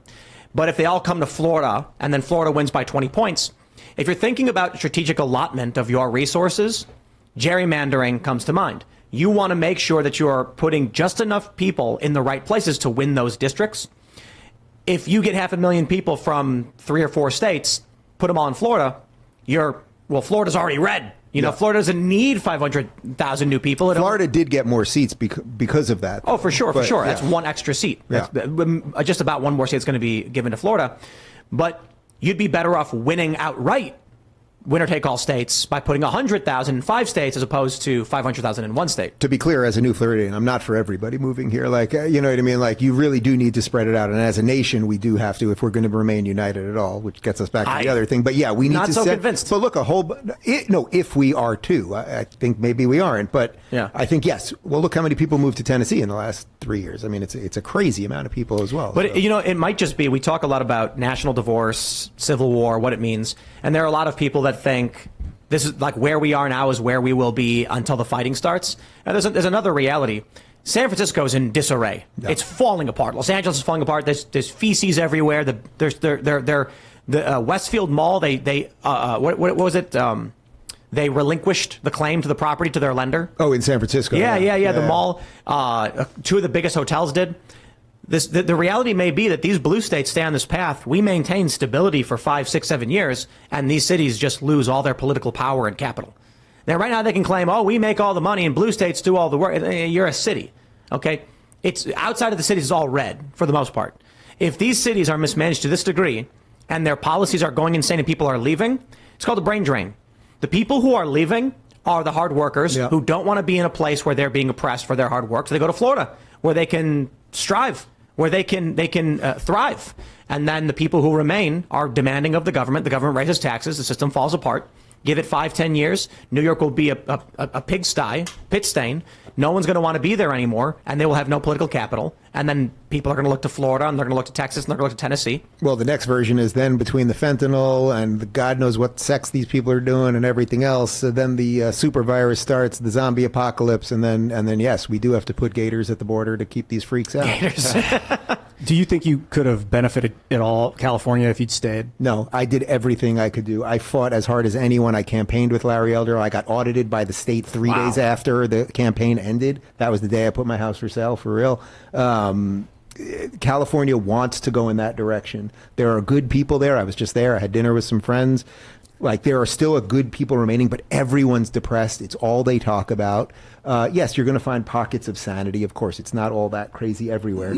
But you're right. The brain drain, it's not just what it does to the businesses and everything else. It's what it does to the human spirit when you realize you're in why would you ever open a store, a freaking sneaker store or a pizza joint, if you know on any given moment they're going to burn it down? So what it does to your family. So what happens is, the brain drain is, the people who normally start the businesses leave because they can't, and the people who don't start businesses stay and demand of the government. Right. Well, this the Writers Guild This strike. is the same exact thing that happened in Cuba. Cuba faced a major brain drain, and this is why a lot of people speculate that we had a total almost collapse of their society, because everyone was leaving Cuba, leaving communism, leaving somewhere where the government was oppressing them, taxing them, controlling them, and they left for places like Florida.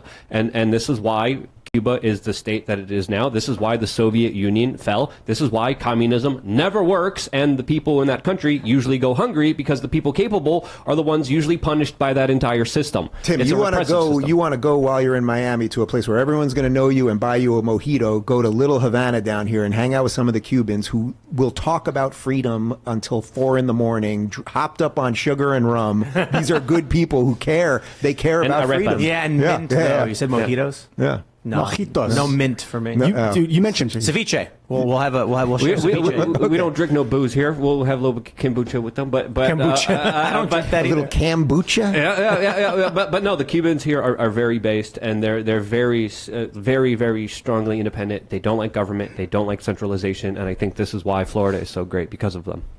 I keep thinking about pills. You mentioned earlier, like the brain drain, and it's all kind of circling around my head now, like just distractions in general, people playing video games, watching porn, taking opiates or whatever, opioids.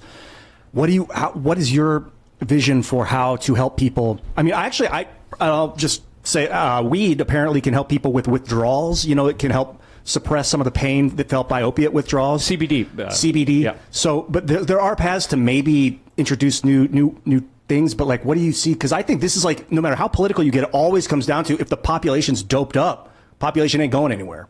Well, look, I'm not Jordan Peterson, so I'm not in the business of giving life advice to people, but I do my August off the grid thing for 1 month a year for 7 years. I freaking put this thing in a safe, and I have no news, no TV, no social media, nothing. I know absolutely nothing. A couple of years we've gone to Bora Bora. A couple of years, this year we were in the Mexican rainforest. Wow. And just disappear.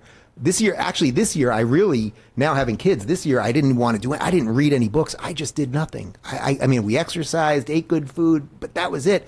And then I come back and I have fresh eyes on this. You know, Tim, since me and you, we're like OG in this freaking thing, right? like think about it, where we started and where both of us are respectively. We've been doing this for a long time. I was later than a lot of people.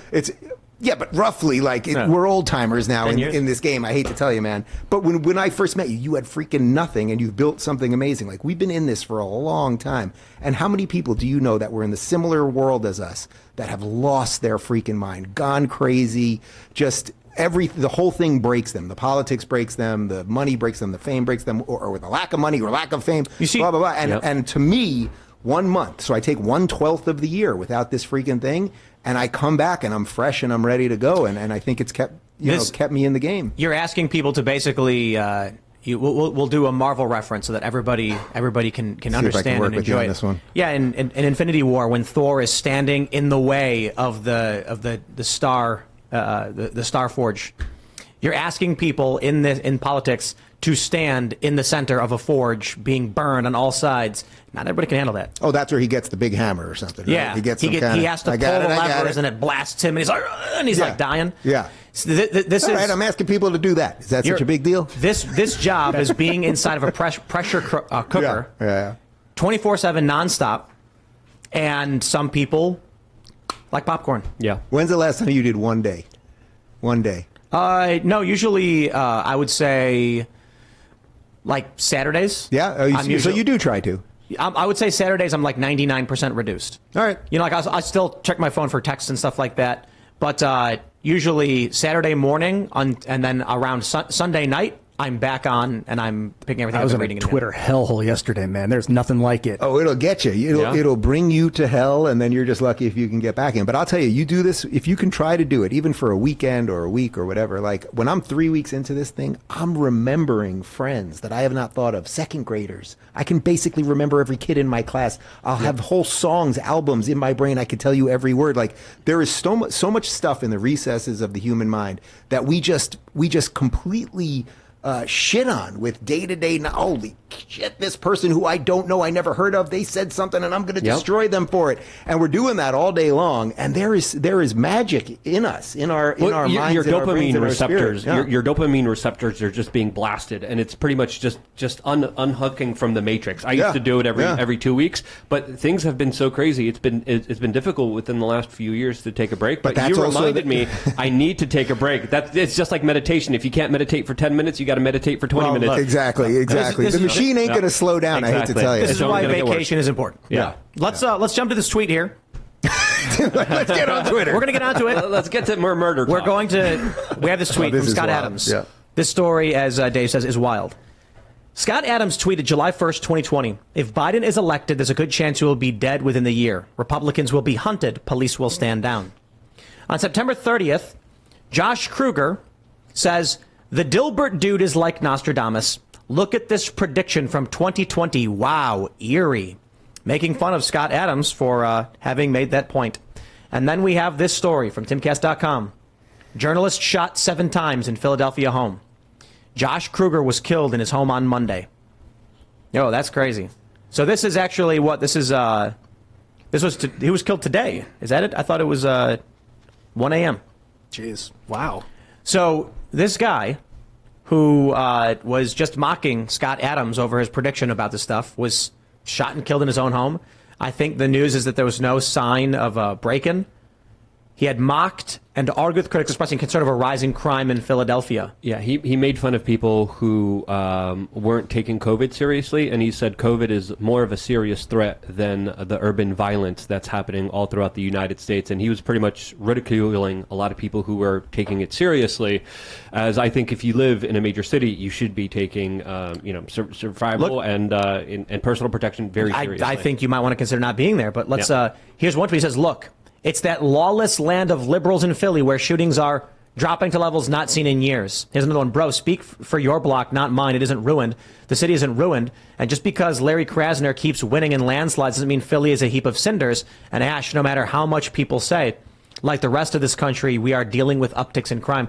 The crazy thing is, I saw these tweets. I don't know when he posted this one, but I remember seeing people retweeting this before he died. Yeah, it's not too long ago. I think they were in August. Right. I remember when these tweets were going on, people were saying, like, are you crazy? Like, you're not considering what the people need.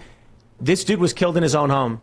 In Baltimore, we had the story of that tech CEO who was found beaten to death on her roof by a guy who only a few days earlier had tortured a couple. He broke into their house, tied them up, raped the woman, set them both on fire. Police knew he did it, and they said nothing. And then he killed again, and then they came and said, okay, this is getting serious.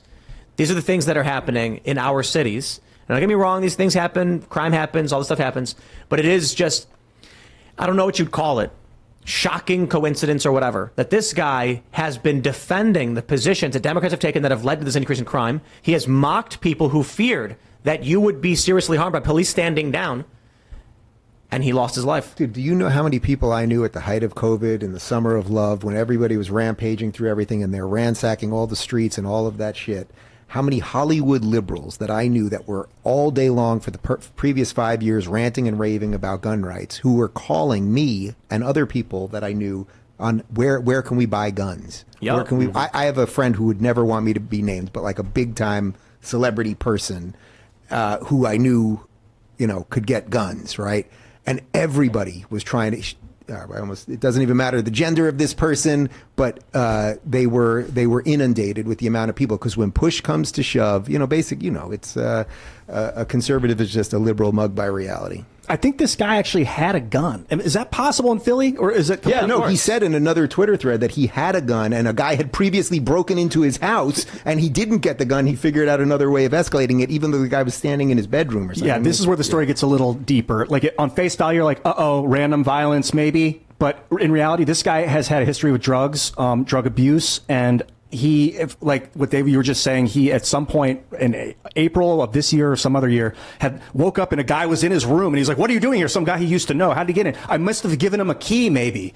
He didn't even remember giving a guy a key to his house. So this is the guy who at 1:30 in the morning with no sign of a break-in gets shot in his own apartment. Like, who are those people? How did they get in if there's no break-in? And I don't know that the no break-in is definitely confirmed. Did you confirm that or not? I don't know. I just didn't see any signs of a break-in. No one mentioned any kind of breaking and entering. So 1:30 in the morning, guy shot 7 times in his own room, has a history of giving his key out to people and not remembering it. And history of drug abuse. Or that's just an excuse because it happened and he didn't want to come out and be like, yeah, but conservatives. I got to say, when David Hogg said, when they were getting rid of the mask mandates, and he says, yeah, but I don't want to take it off because then people think I'm a Republican. Yeah. Like, these are the people who would rather allow someone to break into their home and kill them than admit conservatives were right. He actually tweeted that he was ready to die, or something like, I guess I'll die then, or something like that. Who, David Hogg? No, Josh Kruger. This guy. I don't know. I glanced at it earlier. I didn't save the location of the tweet, but if you scroll down his feed, maybe it's there. It's tough to talk about because the guy did just die, so we got to be a little sensitive about the loss of life. That's the thing, so Mike Cernovich had some tweets out recently about how if Biden wins, he says, have you had the talk? Something about, have you had the talk with your family about how you'll be framed for a crime so they can kill you or whatever? And I'm like, a bit aggressive. I don't completely, I should say I don't disagree with Mike, just a bit aggressive. And my response was, people don't understand what happens to a country when they begin arresting their political opposition and lawyers. So I think there's a normalcy bias. People don't want to believe it. And that's why I like to do the time travel test. Go back, insert X amount of years, and tell people everything that happened today. They won't believe you. You go back 6 years and say Donald Trump will be indicted. They'll go after his lawyers. They'll indict his lawyers. They'll start issuing fines and $200,000 on lawyers who argued on his behalf in the election. People are going to be like, shut up. That'll never happen in this country. Mention January 6th to someone 6-7 years ago, and they're going to be like, oh, shut up. That won't happen. That's crazy. Yeah, there's a viral, here we are. The viral video of the mayor of Chicago in 72. Oh, yeah, we played it on my show today. He was saying that looters, you shoot looters to kill them, or arsonists, you shoot them to kill, looters, you shoot to maim. And this is just the governor. Or the governor he was the mayor of Chicago. Think about how that city has fallen. No, it was, someone can grab his name. I think he was the mayor in about 72. You guys remember? We'll get it. Yeah. But it's a great video. It's like you're watching a competent executive be like, I'll defend the free people of my city, the people who are doing it right, instead of defending the looters and the arsonists and everyone else. And also saying, in essence, we believe we live in a society, to quote George Costanza. Like, we either live in a society or we don't. But this is why I am optimistic. Look, man. Yeah, it was Mayor Daley. It was Mayor Daley? Yeah, 1968. Wow. Because I'm pretty sure the Dailies ran Chicago forever. But look, man, when they're aborting their kids, when they're sterilizing their kids, when they would rather... There'll be none of them left. They won't, exactly. Yeah. They won't defend themselves. They won't advocate for the defense. And they will advocate for the machine that hates them. I'm just like, if you got a guy who says, no guns, no guns, oh, someone broke into my house, don't worry, I still don't need guns. It's like, well, this dude is not likely to have kids. And I'm not, you got to zoom out. It's not about what one person does or doesn't do. It's about what most people do, and even to tiny, tiny degrees. If 50.01% of liberals engage in behaviors that result in them having no kids, they're going to slowly cease to exist, and their ideology will go along with them. I hope, but communism's been around for a long time. Yeah, and also if you factor in China using TikTok to brainwash a generation of Americans, it's not as simple as just pure like numbers in terms of who's giving birth. There is an ideological war being waged on children that are converting. Right? I agree, but I do think I still think having kids is 10 to 100 times more impactful than social manipulation. Social manipulation plays a large role, but there's inverse social reaction, right? So libertarians, conservatives, post-liberals coming out and saying no to this stuff in school, no to TikTok, get your kids off social media, homeschool your kids. That counterforce, to a certain degree, will negate the effect of China or whatever social manipulation we're experiencing. You add to that mix, they're literally advocating for things that put their lives in danger or inhibit them from having children. I think in 20 years, you got a 2-to-1 Republican advantage. I hope you're right, man. How often do you dole out white pills these days? I've been saying this thing for a couple of years, and people argue that I'm wrong, and I'm like, because they make the point you made, and I'm like, I agree they're trying to indoctrinate kids, but when you look at what Florida did with the books, saying like, when DeSantis did that press conference where he's like, look at these books, look at what was in these books, and then Nikki Fried said Ron DeSantis posting butt plug porn, and it's like, he's criticizing you. That right there, as a governor, exposing this and giving them no recourse because all she could do is admit it, that's waking people up. Like, yes, there are a lot of conservatives. It's funny when they come to Tim Castiel Studios and they're like, they say, oh, my kid's going to college next. And I'm like, which one? And they're like, oh, NYU. And I'm like, are you insane? Yeah. No. Like, do you watch the show you're about to be on? Maybe University of Chicago. That's pretty much it. Do you guys couple others? Do you talk publicly about how you guys want to raise the kids? In terms of schooling? Yeah, stuff like that. It's funny. Not really, but I would say just sort of generally speaking, I mean, first up, we're in Florida where we have really some of the best public schools in the United States. And it's ironic because, 20 years ago when Florida was thought of as the Golden Girls and this is where everyone goes to retire and there's no income tax, there were bad schools here because older people didn't want to put money towards it and there just wasn't an income tax in the first place. Now we have basically the best schools in the nation. Just because of my public nature, I don't think we'll send them to public school. But regardless, the idea that you just hand your kid off to some state employee and that they could call your son by the opposite gender name, they can make up a name and then hide it from you. And the whole fucking machine was like, DeSantis is the bad guy for fighting this is so bananas. Here's what's crazy is that these children are reportedly experiencing suicidal ideation, and the state says withhold that from the parents. Yeah.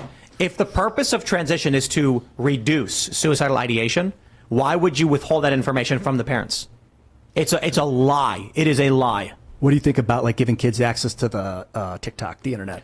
How do you look at that? Well, I thought Vivek's answer at the debate, did you see that, was pretty poor, actually. So they asked him in the debate, because he had been talking about banning TikTok for about a year. And then apparently he hung out with Jake Paul, and Jake Paul convinced him to get on TikTok. So Vivek said, well, I want to get young voters, and the Republican Party always loses, so we have to get where they are. But then when I'm in office, I'll ban it, and no one under 16 should be on social media. And it's like, well, first off, who gives the president of the United States the right to say who can be on social media and what age you can be on? That's a really bizarro authoritarian tendency that he said right there. But that's sort of the ends justify the means kind of thing. Like, do you want to use Chinese spyware and encourage people to be on Chinese spyware so that the day you get the power, you can ban the Chinese spyware? So no, I do not. I personally don't have TikTok. I did not want to use it on my show at all. My man Brock over here, my social media guy, he wanted us to be on there. I said, I am not pressuring you at all. I said, if you want a burner phone to put it on and block, you go ahead. And he did that. But I want nothing to do with it. Vivek's got it backwards. You don't ban kids from social media, although I think kids shouldn't be on social media. But that should be up to the parent, obviously. But it should be that we criminally charge people who post, say, like porn on Twitter. So if you're a person who was on Twitter and you post pornographic material, then it should be Elon Musk and it should be the person who posted it who are criminally charged for posting it. You're talking about illegal porn or porn? Any.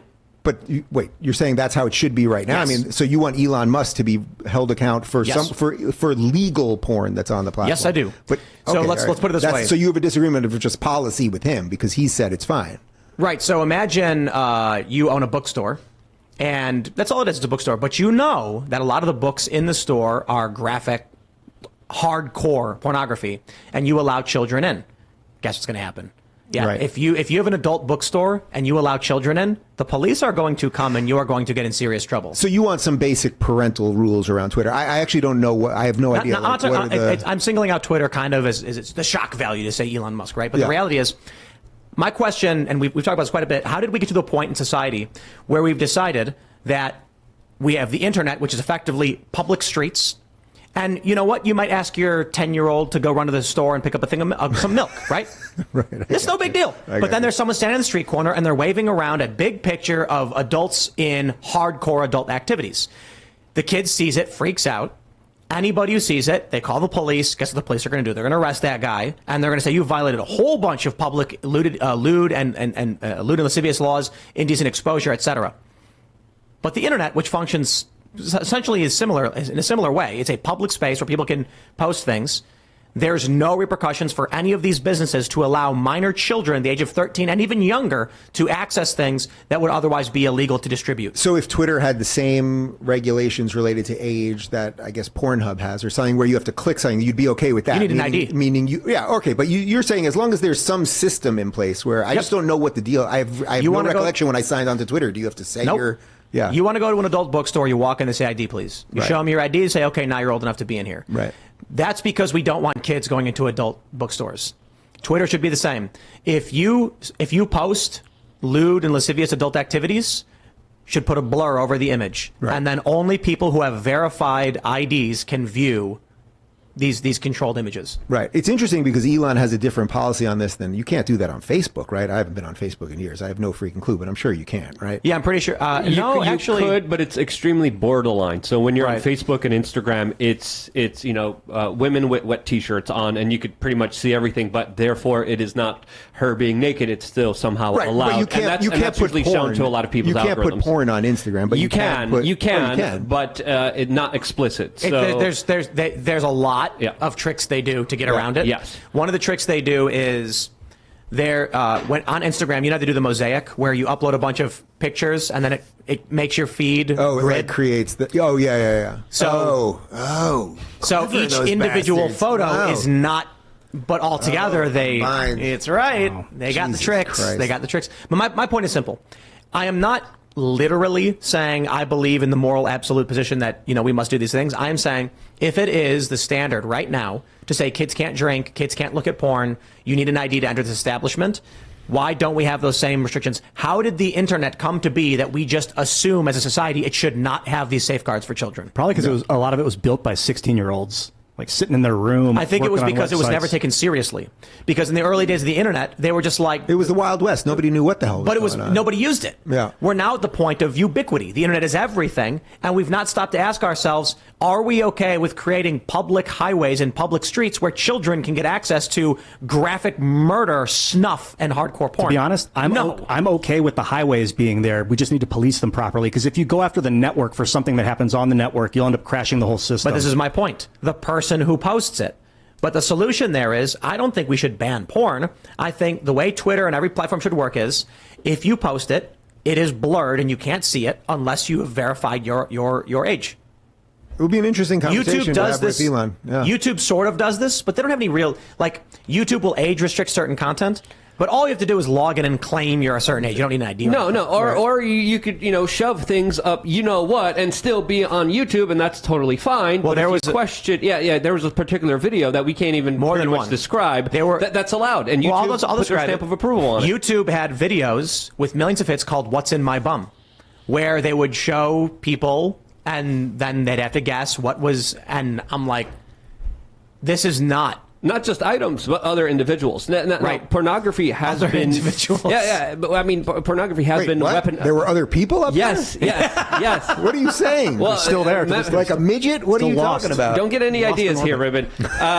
Calm your horses there, okay, sir? Another human being was inside of another... family-friendly show. We'll save it for the members on. We'll save it for the family-friendly show here, please. I'm getting too old for this shit. But pornography has been weaponized organized militaries have used it against populations. How do you handle that without destroying free speech? I think is something that I think is worth looking into.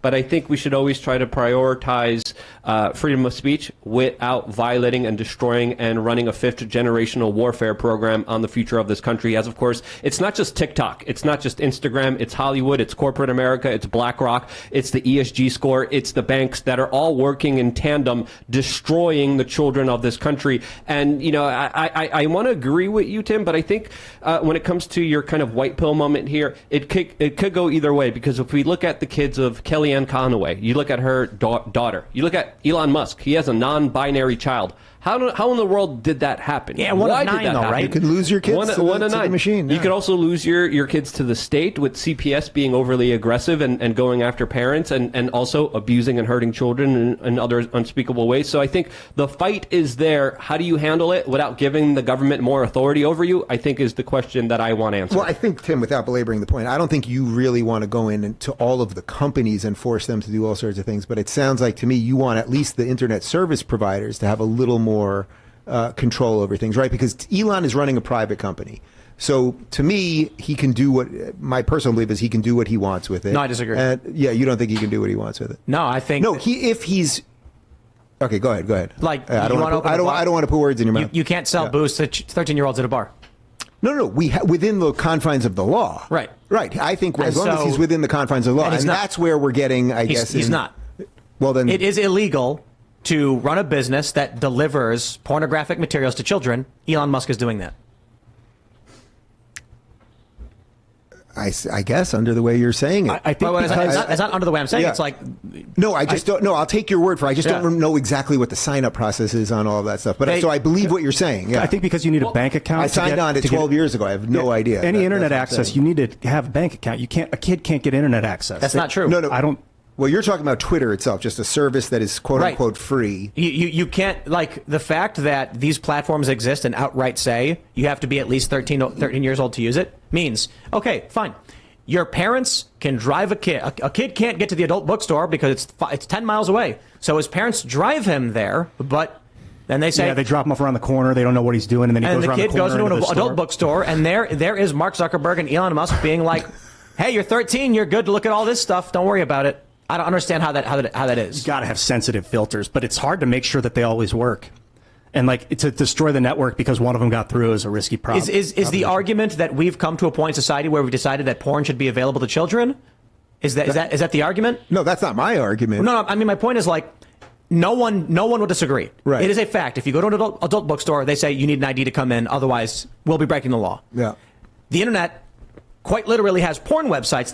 And kids can go to them without any restrictions. And when laws were proposed to require IDs for porn websites, these porn websites said no. They were like, "How dare you?" Because you know a lot of these companies that run ads. I bet a lot of these kids, a lot of their views come from children. The joke I made on Twitter is when you're on the internet, no one knows you're 14, because a lot of these politicians, like you'll see insert politician arguing with someone. I'm like, you're 40 and that person you're responding to is probably 14. Yeah. But how many of these businesses get their money off of viewership, not direct pay, and like they're running weird ads or whatever, and those kids generate ads? So my point is simply this. Either we agree that we have never allowed children to go to adult bookstores, and we must maintain that same standard in all areas of the public, which means Twitter must immediately restrict this stuff, or we agree that you know what? We've evolved as a society. We now think children should have access to adult material. What do you think about erotic text? There's like erotic novels and then stuff? we also have to hold Facebook accountable because a lot of children use Facebook and they send explicit photos of each other over that platform as well. So if we're going to go after this, we have to go after Mark Zuckerberg as well if we're going to be implementing those laws as well. So another aspect to really kind of carefully unravel all of this is also just what happened with Twitter a couple months ago. After Elon Musk took it over, he came out and we found out through the Twitter files that there was even a situation where a child was hurt in very unspeakable ways that we can't mention here on this particular broadcast, and that incident was broadcasted on Twitter. Twitter knew for about 2 weeks that this person was a child, was hurt, and the videos of them being hurt in adult ways was being shared on their platform. Twitter decided not to do anything about it. Yeah, wasn't it? Not even intervene. The victim was demanding the removal. And demanding that their private photos and videos of them being hurt be taken down. Twitter said, no, we're not going to do that. You know, one thing I can say in sort of Elon's defense related to that sort of thing, not to your sort of philosophical point, is that when he got there, and having met him a couple times now and talked about this stuff, there are so many bad people still at that company, and he's working to get rid of them, and that there were systems in place to do all of the awful things. Twitter was basically, remember when Jack Dorsey tweeted that we don't shadow ban? I mean, he actually testified under oath they don't shadow ban. I went to Twitter and I sat with programmers with like 10 computers in front of me showing me the entire system where the entire thing was designed to shadow ban. It wasn't that they didn't shadow ban. Every keyword that they used to shadow ban, every phrase. I was on like 20. I should have asked them about your account. Maybe I can try. They had crazy lists of all sorts of people. If you were suspended once, you could be shadow banned in a certain way. If you said this word, you could be shadow banned another way. So there was already such a crazy system in there that I would say, in Elon's defense, you have to give them a little chance to fix some of this stuff. So like the child porn thing, it's like people knew there was child porn on there and nobody cared. Then Elon took over, and what happened the next day? The Twitter has a major child porn problem. And I forget who it was. Maybe it was Cernovich. Somebody tweeted, you know, it's interesting. All these articles are popping up about child porn on Twitter. None of the authors who wrote these articles as mainstream pieces had ever written about it before Elon. Right. So the point is, there's a system in place. The guy's trying to fight it. I would give him a little grace on some of that. No. My point is not literally that we should storm into Twitter's office right now. My point is the hypocrisy of saying, like the conservative values of don't let kids go to adult bookstores and bars, but then ignoring the issue of the internet. I guess the best thing you can do as a parent, and it's probably the challenge for every parent, is how do you, in a time when your kid is going to be walking around with this freaking thing, don't give them one. Right, so that's the challenge, and then you want to be the one parent that doesn't let the kid have it, and all that shit. No, I get it. It's easy. It's easy to say, and maybe one day, if you're a parent, you'll have that challenge put in front of you, and I will, and all of us will, maybe. You know, like that's the thing. It's easy to say it, but then people succumb to it. My attitude is we see these videos that went viral where the trans high school student or middle school student is beating the girls up. Oh yeah, Mike Cernovich, I think, had a good point where he said, if you homeschool your kids, they'll be, socially maladjusted, right? Making the point that they say, don't homeschool your kids because then they won't understand social behaviors and everything. And it's like, if you look at modern public schooling and how kids are behaving, you don't want your kids emulating that. There's a viral video showing children during World War II who are like 9 years old and they sounded like they were 50. It's like a little kid and he's like, well, I quite think it's interesting Hitler's move and it's like, is it a child? It's because these kids were raised by adults. Yeah. Kids today are raised by kids. And they're drugged. They're raised by the most important point, though, is that kids today are raised by other kids. So the way I described it is I had 3 roommates once that were all from Europe, France, Italy, and Spain, and they all spoke English as a second language. And they all hung out with each other as these like exchange students. So when they spoke with each other in English, they made their own colloquial English because it was a second language to them. When they tried talking to you, you'd be like, what? Like, what is that you just said? Right. They could make up words. They get something wrong. They think bird is board. And he says board, the board in the sky. And then the other guy who's French is like, oh, a board. Then they start talking to you about boards that are all over the place. They're eating and pooping. And you're like, what's a board? What are you talking about? They made a mistake, reinforce it amongst each other. Kids do this all the time. You put your kid in a grade school. The kids don't care about the teachers. The kids aren't learning from the teachers. The teachers are not giving kids behaviors to emulate. The teachers are saying, read page 7, start. And then the kids go and socialize with other kids when they should be socializing with older people who are working. This is one of the biggest problems we have right now. Conservatives should consider that, and I think that's why homeschooling is so important. Yeah, homeschooling, absolutely. Charter schools, blow up the Department of Education, get rid of you could probably eliminate a quarter of our public schools and put that money elsewhere. You could fund students, not systems. All of the stuff. Well, it's a Rockefeller education system that's really an indoctrination system that all needs to go, in my opinion. But we do live in a very strange world where children can't get tattoos, they can't buy pay-per-view, but they could chop off their reproductive organs and they could watch online content. That really doesn't make sense.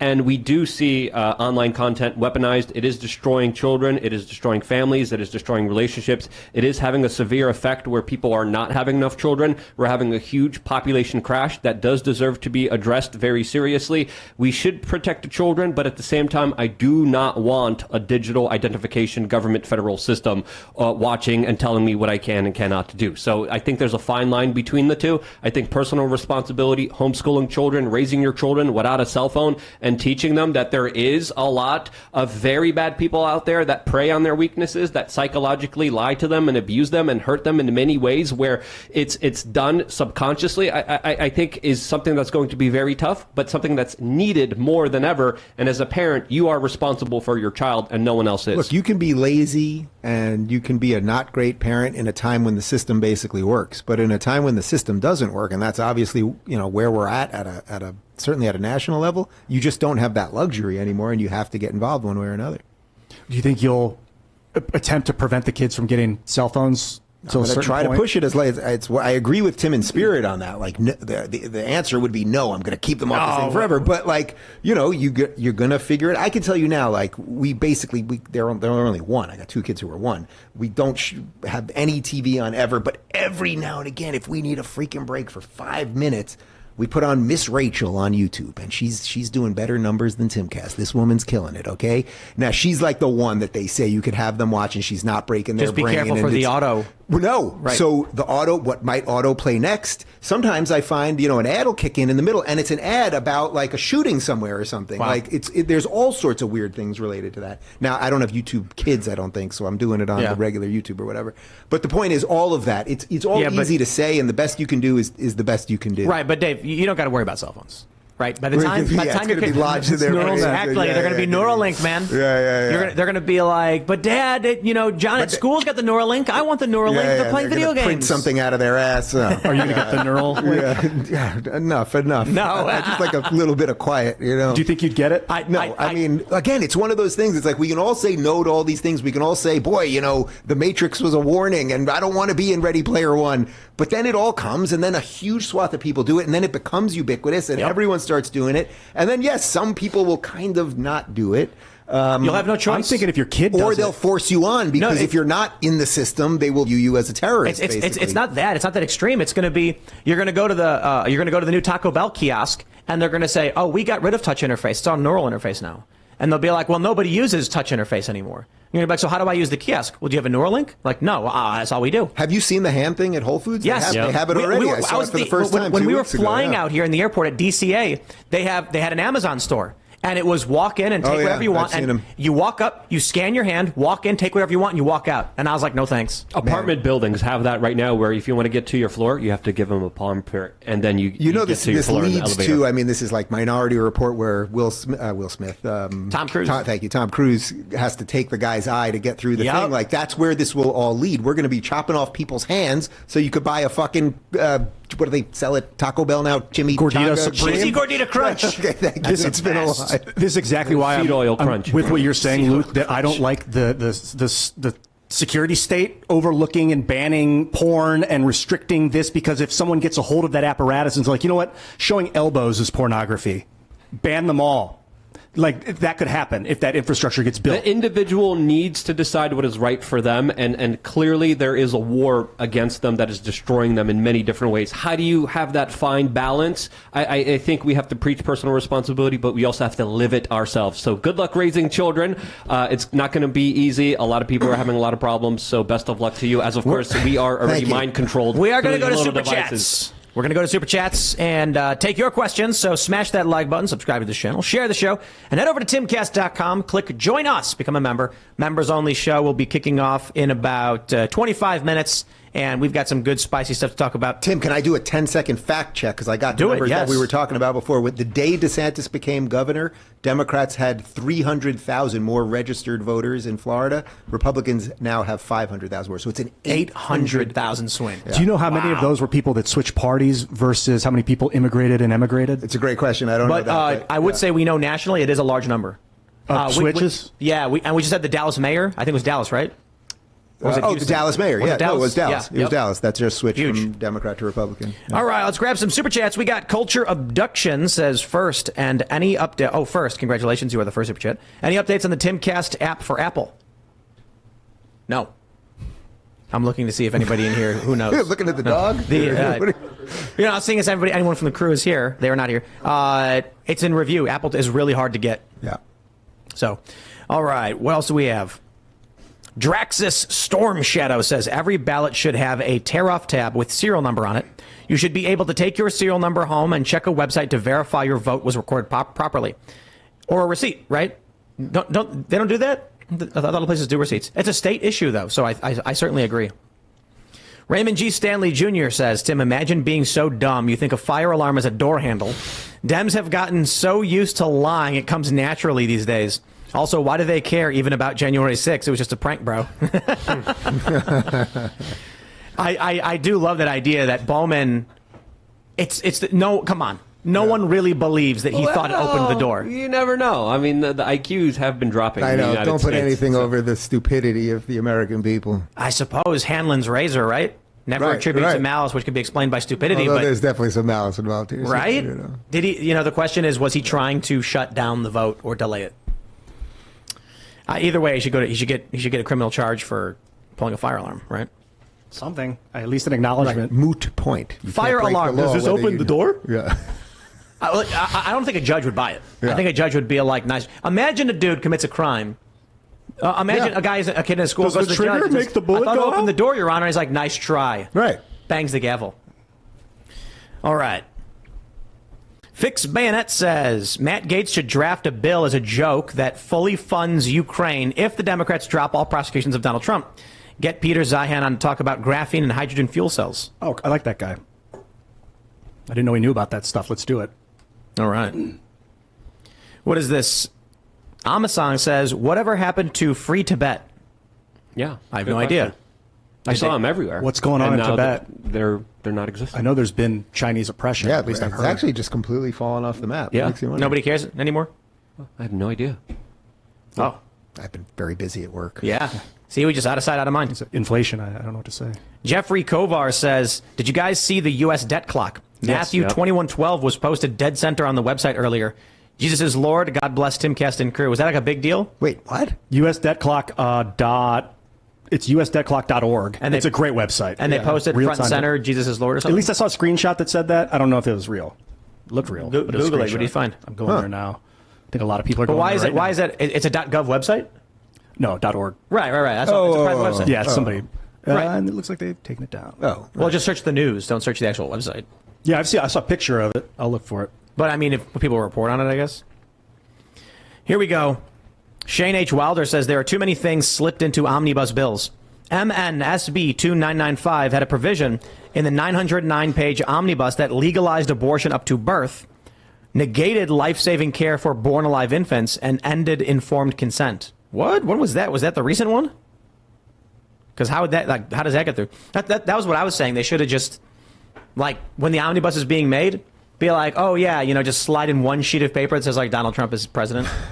Right, because nobody reads that Right. shit anyway. The simplest way, if any of them wanted to fix anything, and this clearly would never happen, you want to solve something, the Republicans, and you want to get votes from a certain amount of people, how about we cut taxes 25% on everybody, and we cut the entire federal budget 25% on everybody, and we cut foreign aid, like literally 25% across the board. And I'm sorry, some post office workers, I guess, are going to have to go home, and some other people, but how about we just let people have more of their money? Isn't that the one that they never do, the one that's the most obvious one? How about you just Stop spending money that you don't have. Just stop taking so much money from people, and then we'll figure it out. But that's the one that they can't quite get.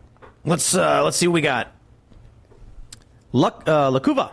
Tim, could you ask the guys at Public Square about a feature to show content creators and social media users who share our values? That is a very, very good idea. I think they mentioned something about that, right? I don't know. We'll bring it up to them. That would be really great. I think there was talk of some social component as well, and there should be. Yeah, a way to interact with people. Obviously, I think there's reviews and comments already, so expanding that would be great. But I think you might be able to just apply, to be honest. If you run a business that produces something, you probably should be able to sign up for Public Square. That's what I did. I had to fill out an application for WeAreChange.shop for my vitamins. Oh, yeah. I put them on there, and Oh, so but he means like, I have American-made products. but they mean you personally for your YouTube channel. Huh. I think that's a good idea, and I think they should do that. Yeah. So you can find content creators who agree with American values. I like Public Square, guys. Download that app. It's an excellent tool for winning the culture war. Where are we at? What is this? JJ Rhodes, has anybody ever heard of the Zide Door Church? Place is Wilding. What is that? No idea, but thank you for the super chat. Leaf Hagen says, in a 60 Minutes interview yesterday, Michael Lewis just revealed that SBF tried paying Trump $5 billion not to run in 2024. That true? Well, Really? I heard that he made an offer for Trump not to run, and that they received a number that might have been $5 billion. They don't know who they received the number from, if it was from Trump directly, from someone he knew, if it was even a real offer. No one knows. But if you're Trump, Something doesn't you sound right obviously about that, think but- you're getting set up here. Yeah, Obviously, right. you're like, Okay, yeah, sure. Yeah. What'll happen is you'll say yes, and then they'll publish a leaked message saying Trump took a payoff For $5 billion. Yep. Yeah. That's like really, really federally dangerous. Like, I would say illegal. Anyway, I don't want to go too deep on that, but It's to what try they to do. bribe a It's what they. politician to It not run. happens every day in Washington D.C. Ian, every single day. All right, Tina Collette says, please explain how if we can't afford to fund our own country, how and why should we fund someone else's country? Actually have I can answer this for you. The idea is, as the BRICS nations attempt to supplant the petrodollar with the yuan, or now they're doing their own BRICS currency, the U.S. needs to maintain confidence in the U.S. dollar. And how do they do that? By giving it away. Seriously. The reason why they give money for, like, Pakistani gender studies is so that Pakistan is looking at a pile of cash. China comes over and says, hey, use ours instead. And they're like, look, if we keep using the U.S. dollars, we get free money. We get to be rich. These idiots keep printing it. Yeah, so the way it works is you get ripped off as a regular working class person. The elites who run various countries agree to use the petrodollar, which maintains U.S. petrodollar supremacy. And that's why we're funding the war in Ukraine and giving money away. Well, There you go. Yeah, right. I agree with the MAGA method. I think that's a better way to do it. You secure your borders, you bring manufacturing back, you bolster the U.S. economy, and then you win through trade means, and people are inspired to use your currency because your currency means something in this country. So what's the U.S. dollar good for? Coming to America is awesome, and I want dollars to spend, so people will buy dollars from you instead of getting them for free. But the U.S. method is give them the money, tell them to use it, they'll get to be rich, and if they don't, we'll come and remove their president. That's the current method. Not a big fan of that one. All right. Deus Flex says, when is Stick Six and Hammer coming on the show? Bring him on before he leaves the States again. I have no idea. I think we're trying to make it work. It's just, yeah. Do we have a date for him? No? Yeah, okay, I don't know. We were supposed to do that show in upstate New York a long, long time ago. It was me, you, we were driving up. I think we were going to Canada. Weren't we supposed to meet up with him in upstate New York? I have no idea. That was a Probably. long, long time ago. Styx was one of the first people to use Minds, like celebrity, well-known video bloggers. That dude's tapped in. Let's grab some more super chats. John Jones says, taking the new Brightline train from Orlando to come see you guys in Vice City. Can't wait for a fun time. Oh, it's going to be so amazing. Yeah. How amazing that Florida built the Brightline. So now you can go from Orlando all the way down here to Miami. They're going to build another branch that's going to go from, I think, Orlando to Tampa. What is basically, you're going to, it's a train. High-speed train. Yeah. Wow. And they did it in basically no time. It's clean. It's new. It just launched. You know, it just funny. launched last week. I was going to take it yesterday, come back from Orlando, but something popped up. But this is funny. All the things the leftists demanded, it's Trump and it's DeSantis who have brought about, like, when they've talked about, we want a 4-day work week, we want better wages, we want health care. Under Trump in 2019, there were all these news stories about fast food chains reducing the hours, increasing the pay, and giving benefits. And I'm like, well, the Republican president gave it to you. Now you've got all the leftists being like, where's the high-speed rail? It's like, well, you know, in Florida. It's not in California, which how much did they put into that freaking thing? Like something like $3 billion. I think they spent the same amount of money building the rail here as they did putting up suicide nets around the Golden Gate Bridge in San Francisco. I think it's That's probably true. That was $500 million, I think. Yeah, and I think we spent the same amount building here in Florida, the Orlando to Miami I read rail train. $4 billion. Was that the number? $4 billion. Yep. 3 to 4 billion. Probably cheaper. I want to know what the California one has cost. I'm going to look that up. And if they don't have it. They need it. Yeah, right. They don't have it. And They they don't have started one. before it. Yeah. They have a Greyhound. Yeah. Well, you know, at least. All right. Antipathy says, I agree with the Sunday show caller that I would like to see a live show of Timcast on Rumble. You had your excuses, and I can't say that they aren't valid, but why not Solidarity stream? Solidarity is not as important as victory, I guess. I don't know. Solidarity matters in a lot of ways, but that's like saying leave the battlefield so you can go celebrate with people who are no longer on it. Yeah, And you I'm could like, think of it as a sort of decentralization, because if something happens to Rumble, something happens to Rumble. But now. we put all of our clips on Rumble. We use Rumble infrastructure for Timcast.com. We use Parallel Economy for our Timcast memberships. It is all Rumble Cloud. And then we just have the live show on YouTube because it's consistently the biggest every night, and we want to get access to the younger generations that use YouTube and be in the central battlefield. By the way, we didn't talk about this tonight. You guys hear this Canadian legislation they just jammed through where they want to like police any network that has any kind of what's the terminology? Do you know the word? Well, basically anyone who creates a YouTube channel. I mean, that's where it's really going, is going to have to register with the Canadian government. And then God only knows once you register with them, what they can do to you to shut you down. Europe is passing similar legislation, but CNBC has a very interesting article about California's high-speed rail.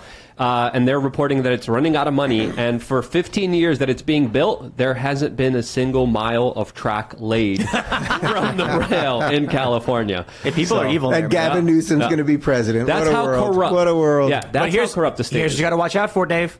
You see what happens is California takes off building this big empire, this entertainment industry, and they went there originally to get away from the oppression and the taxation. They said, we're going to go to the middle of nowhere where there's nothing and do our own thing. That's typically how pioneers do it. Then once they got success and wealth, everyone else started crowding around saying, gimme. Florida is starting to do real well. Sooner or later, you're going to get a lot of people who are going to want to move in. They're going to say, gimme that. No, that's true. That what a great challenge that is. So now we have to be better than, say, California was once it. California there was a guy named Ronald Reagan who was the governor of California, right? Like there was a California conservative. I think 1992 was the last one. That sounds about. No, because Schwarzenegger was a Republican. Oh no, but I'm thinking presidential.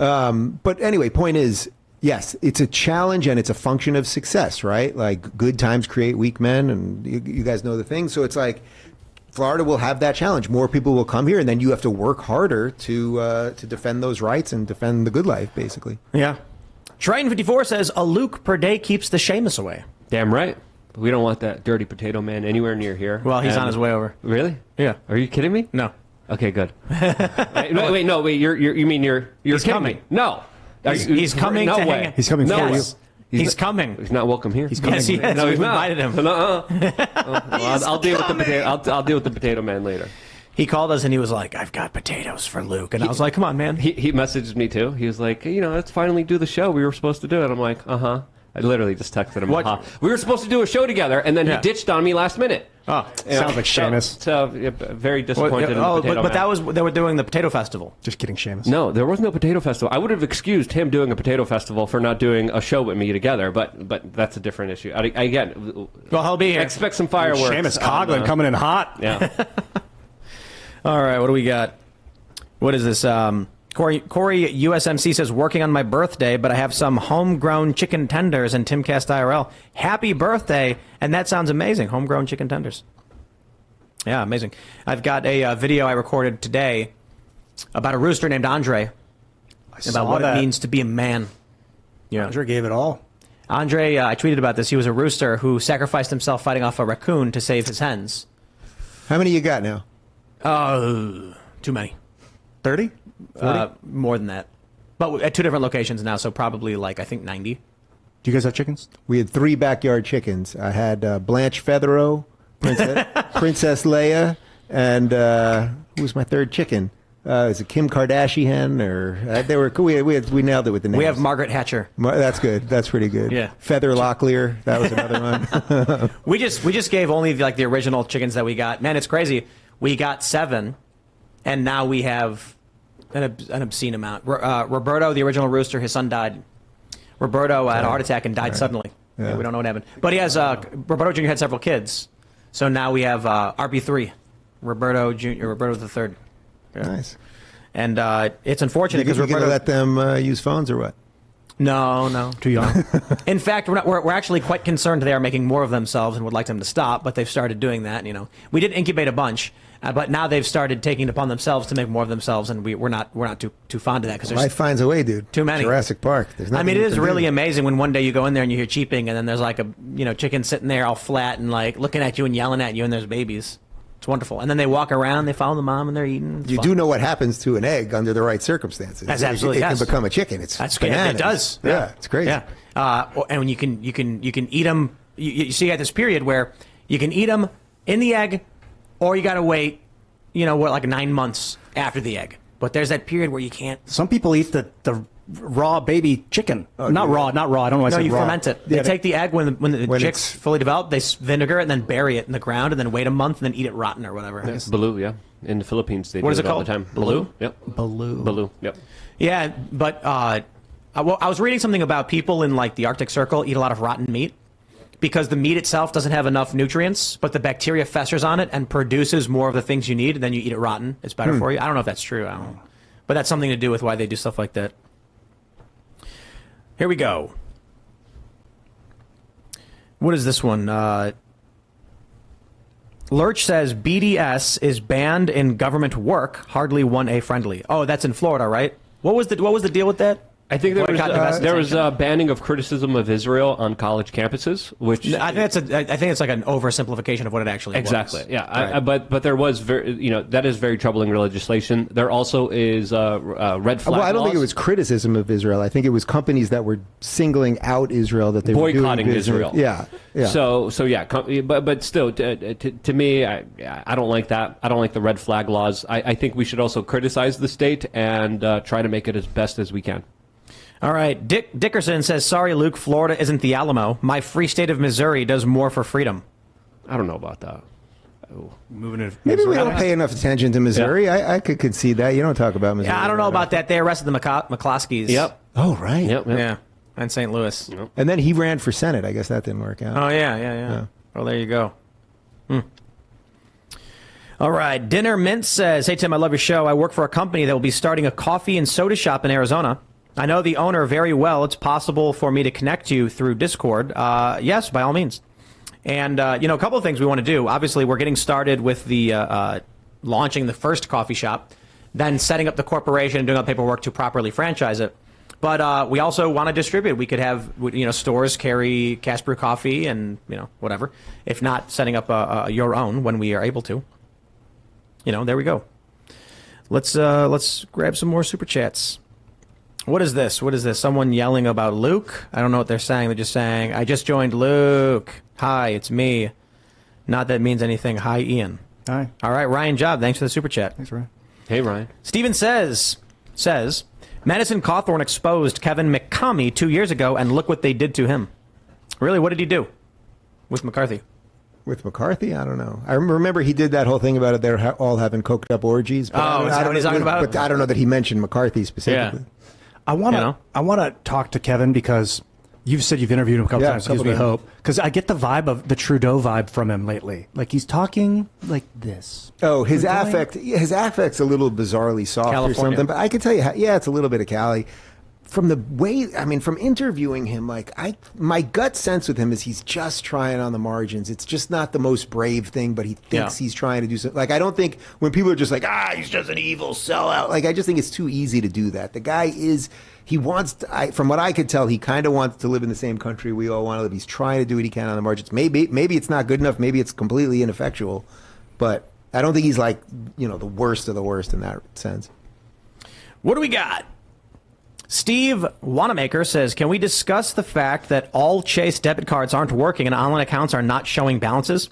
I don't understand how this isn't a bigger story. People are stuck on grocery store lines. For real? Is that happening right now? I have not. I haven't heard it. I haven't seen it. I don't use Chase. Yeah. They just had to pay a fine over helping Epstein. Was that who that was? Yep. Yeah, so maybe I There's won't. no money left. Maybe I won't use that bank anymore and I'll avoid, Wouldn't that be something, though, if that's actually a story and none of us have heard of it? And they also punished a lot of people for their political beliefs and expressions, and they shut down people's bank They've accounts. shut down some bank accounts, don't bank with J.P. Morgan and Chase if you don't have to. This is a Chase Bank customers report account glitches again from 7 hours ago, but this thinkadvisor.com. Not sure. Interesting. Clint Torres says, howdy, people. Sorry I'm late, but I got stuck in my zipper. Uh-oh. Ian, looking good, bro. Luke, a true Florida man, has a mullet, but Mr. Dave gets a pass because he's too stylish for that stuff. Mr. Dave, can I please get a I agree? I agree. Well, Seamus will be here. It's been a long time. Wait, what was it? Freedom Tunes, right? That's the Freedom Tunes guy. Yeah, that's Seamus. That was a long time ago. What a world. What a world. Are you less agreeable now?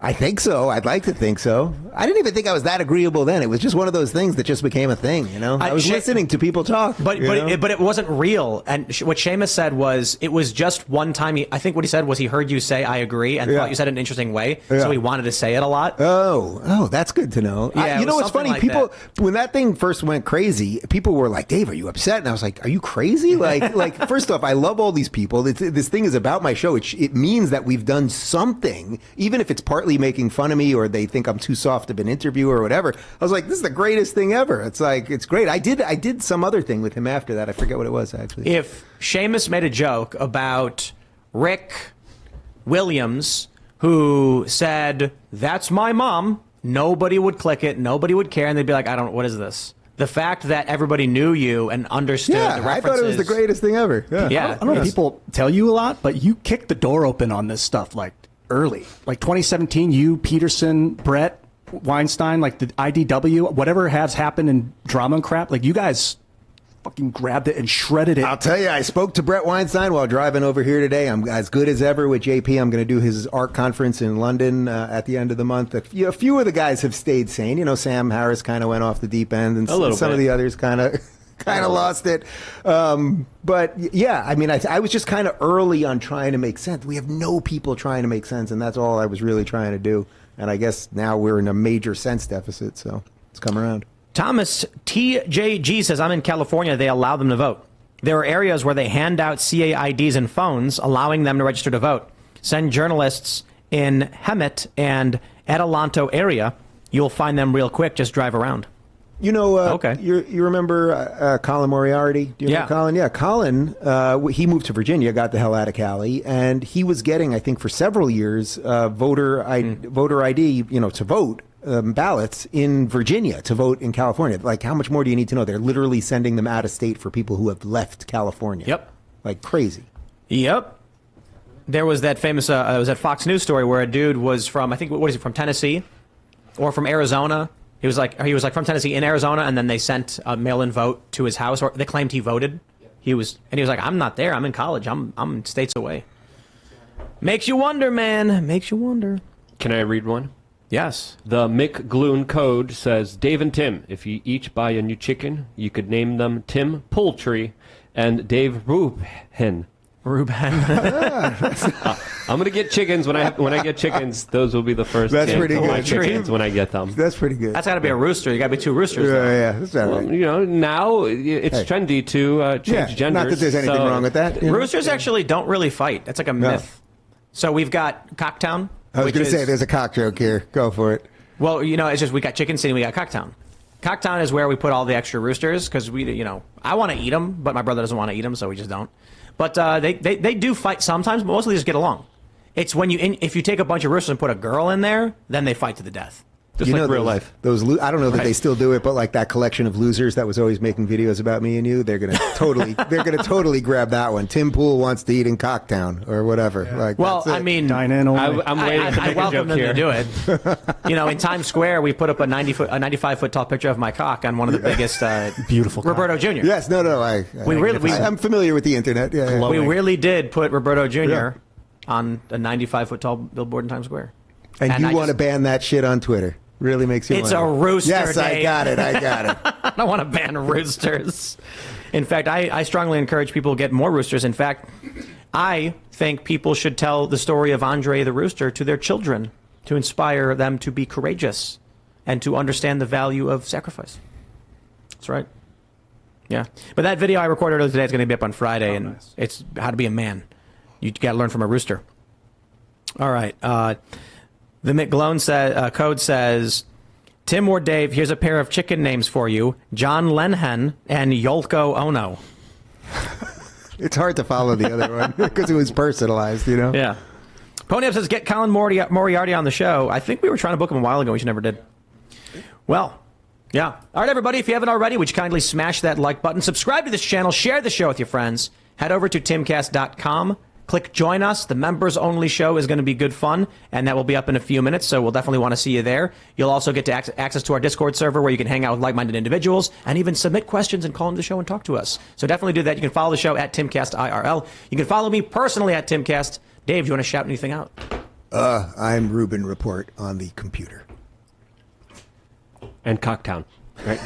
LukeandFiltered.com is my website. 3 masterclasses, forum, members-only shirt, and an in-real-life meetup this October 8th, 4 p.m. here in South Florida, only for members. LukeandFiltered.com. Ian, give us some words of inspiration with your personal health journey. Drink more water. Drink water when you wake up in the morning. And if you got to pee or poop, do it. Don't wait. Your body doesn't know. It just start to hurt if you don't do it. So let it out. Good night, everybody. See you later. It's been a pleasure hanging with you, Florida men. All right. Always a pleasure. Surge, or I guess we'll just we'll wrap. Splurge. I don't know if you have a mic set up. Yep, I do. I was trying to mute because there's a lot of echo in here. Luke, you should work on that. Anyways, it was good. Appreciate meeting you, Dave. Thanks very much. It was Right fun. on. Yeah. All right, everybody. We will see you all over at timcast.com in a couple minutes. Thanks for hanging out.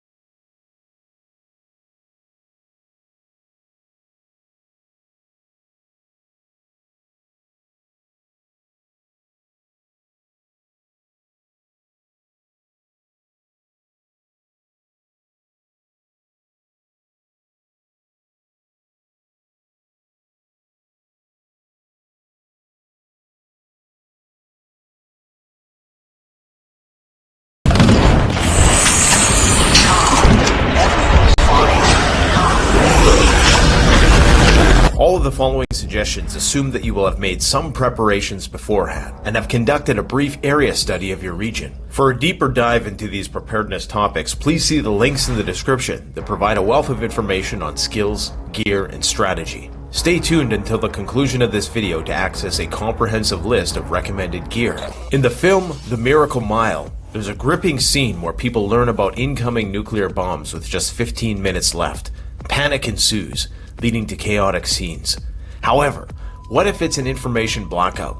How will you be able to decode the situation and respond appropriately? How will you know if it's an isolated nuclear incident or full-blown nuclear war? And what do you do immediately afterwards? Most nuclear war survival guides relate to surviving the acute phase of a disaster. It typically goes something like this. In the event of an imminent attack warning, take cover quickly, below ground if possible. Act swiftly to seek shelter and gather supplies as time is of the essence. Follow the authorities' instructions and stay in your chosen shelter unless instructed otherwise. You may need to stay there up to 2 weeks until the radioactive fallout dissipates. If you're outdoors and an attack is imminent, locate the nearest building. Brick or concrete structures are preferred. If there's no basement, go inside and position yourself towards the center of the building. If you find yourself caught out in the street during an explosion, lie on the ground facing downwards away from the direction of the blast. This will protect your vital organs from projectiles emitted from the high-pressure blast wave of the detonation. This is all great advice, but the reality is it's likely not going to be so cut and dry. So here's a hypothetical scenario for you to consider. A nuclear incident has occurred on NATO soil. You caught wind of the news before it switched to the emergency alert system. You don't know the details or the extent of the incident, but you know that something major has happened, and you don't know what else could potentially happen. This could be a terrorist attack, or it could be the targeting of critical infrastructure, military installations, or strategic forces by a nation-state adversary. Or it could be the beginning of a full-scale nuclear war, which would mean all major metropolitan areas were at risk of nuclear attack. There's simply no way of knowing for sure what's going to be going on in this situation. Even if it was only one city impacted, the government would still be so overwhelmed that you should expect a major long-term disruption in services. And the government Recordings just got better.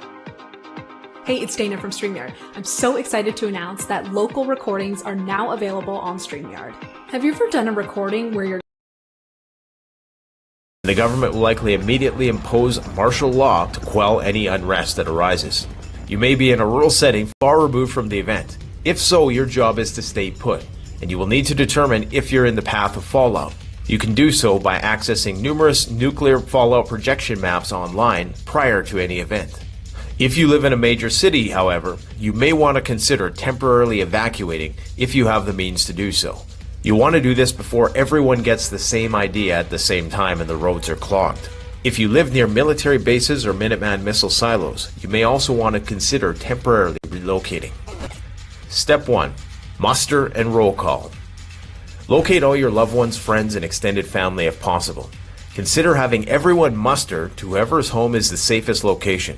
Having a large group will be beneficial if there is a prolonged disruption of services. Bear in mind, this will only be possible if you have ample lead time, and the distance between you and your loved ones is minimal, and there's not the imminent threat of a nuclear strike. If at all possible, have someone in your home start filling everything with water. You'll want to do this while there's still pressure in the pipes. If the grid goes down, it could be a long time before the taps start flowing again. Put any electronic devices that you think you might need into a Faraday cage. This will protect these devices from the electromagnetic pulse effects of the nuclear detonation. Things like radios, phones, flashlights, or anything with fine circuitry that might be damaged should be put in a Faraday cage. If you want to know how to build a Faraday cage, check out this video here. Step 2. Information gathering. Utilizing any means at your disposal, from cell phones, AM/FM radio, weather band, shortwave radio, police scanner, marine VHF, or amateur radio to acquire as much information as you possibly can. One great way to communicate with your loved ones is satellite phones or messengers. These will be one of the few long-range communications devices that will work over great distances during the initial phases of nuclear attack. They could, however, be susceptible to cyber and electronic warfare or the electromagnetic pulse effects of a high-altitude nuclear blast. But there is a reason why every senator in the USA was recently offered a satellite phone for emergency communications. It's not surprising that in the current geopolitical climate, this raised some eyebrows. Chances are the emergency alert system will be operational, but don't rely on it solely for information. There are two realities. Number one, you don't know if the emergency alert information is accurate and up to date, so it should only be viewed as supplementary. And number two, the authorities have a vested interest in continuity of government planning, and that may take precedent over communicating the severity and depth of the situation to the populace so to minimize panic, congest the roadways, and interfere with military operations. Even if the emergency alert messages are true, you will be getting that info at the same time as everyone else. Every step ahead of the information curve you can be will be very advantageous to avoid gridlock or to start planning your next move. Bear in mind that throughout this time there may also be attempts by our adversaries to use information warfare to lead people astray. If you have previously determined that you're in the path of fallout, there is little time for anything else. It's time for you to move everything you need into a shelter immediately. You can determine the pathway of fallout by comparing the prevailing winds and weather reports in your region with the potential nuclear target sites as shown on this map. Step 3. A final supply run. If there's no risk of imminent attack where you're located and your credit cards are still functional, you might want to consider maximizing their use for prepping supplies while you still can. Chances are that ATMs and debit machines will eventually stop working, but depending on your location, it may take a few days for the situation to fully deteriorate, although looting could begin immediately. If there is a window of opportunity to do a last-minute supply run, you should take it. Typically, the average person has only 3 to 7 days worth of food in their home, and beyond that, the situation can rapidly deteriorate. It's after this 3 to 7 day period where people are going to start getting desperate. This is when you're going to see a major uptick in looting and crime. As soon as you hear about a nuclear incident happening somewhere, gather as much cash as you can, as it likely will still be accepted during the initial stages of societal breakdown. Its value may diminish only when the public's confidence in the government's ability to stabilize the situation wanes. Stockpile additional food resources whenever possible. Even if you're self-sufficient, consider doing so for your neighbors. They may need assistance, and building a support network is crucial. Prioritize high-calorie foods for sustenance. Stock up on medication. This might mean a last-minute pharmaceutical supply run. Stock up on vitamins, and don't forget toiletries. You will need a sanitary way of disposing your waste so to minimize the risk of disease. Stock up on gasoline. Fill every possible jerry can you can. If you have propane canisters and can still fill them up, do so. Even if you don't own a diesel vehicle or a diesel generator, get as much as you can because it might come in handy later. Someone in your community may be able to use it and you may be able to trade. When stocking up, consider the needs of your area. Is it winter time or is it about to be winter? How long will you be able to heat your home in the case of a complete grid collapse? At this time, if possible, procure as much firewood as you can. It's important to understand that most of these things you're going to have to do beforehand, but you need to seize on any window of opportunity to do a last-minute supply run that you can. Step number 4, operational security. Operational security, or OPSEC, can be a critical concern, and its importance depends on your circumstances. If others are aware of your prepper status, you may become an immediate target very early in the crisis. On the other hand, if your preparedness remains more discreet, it can buy you some valuable time. For example, if the government is handing out rations or meals ready to eat, you should get in line even if you don't necessarily need them. This gray man tactic communicates desperation and will minimize the risk that people might think you have something that they need. However, it's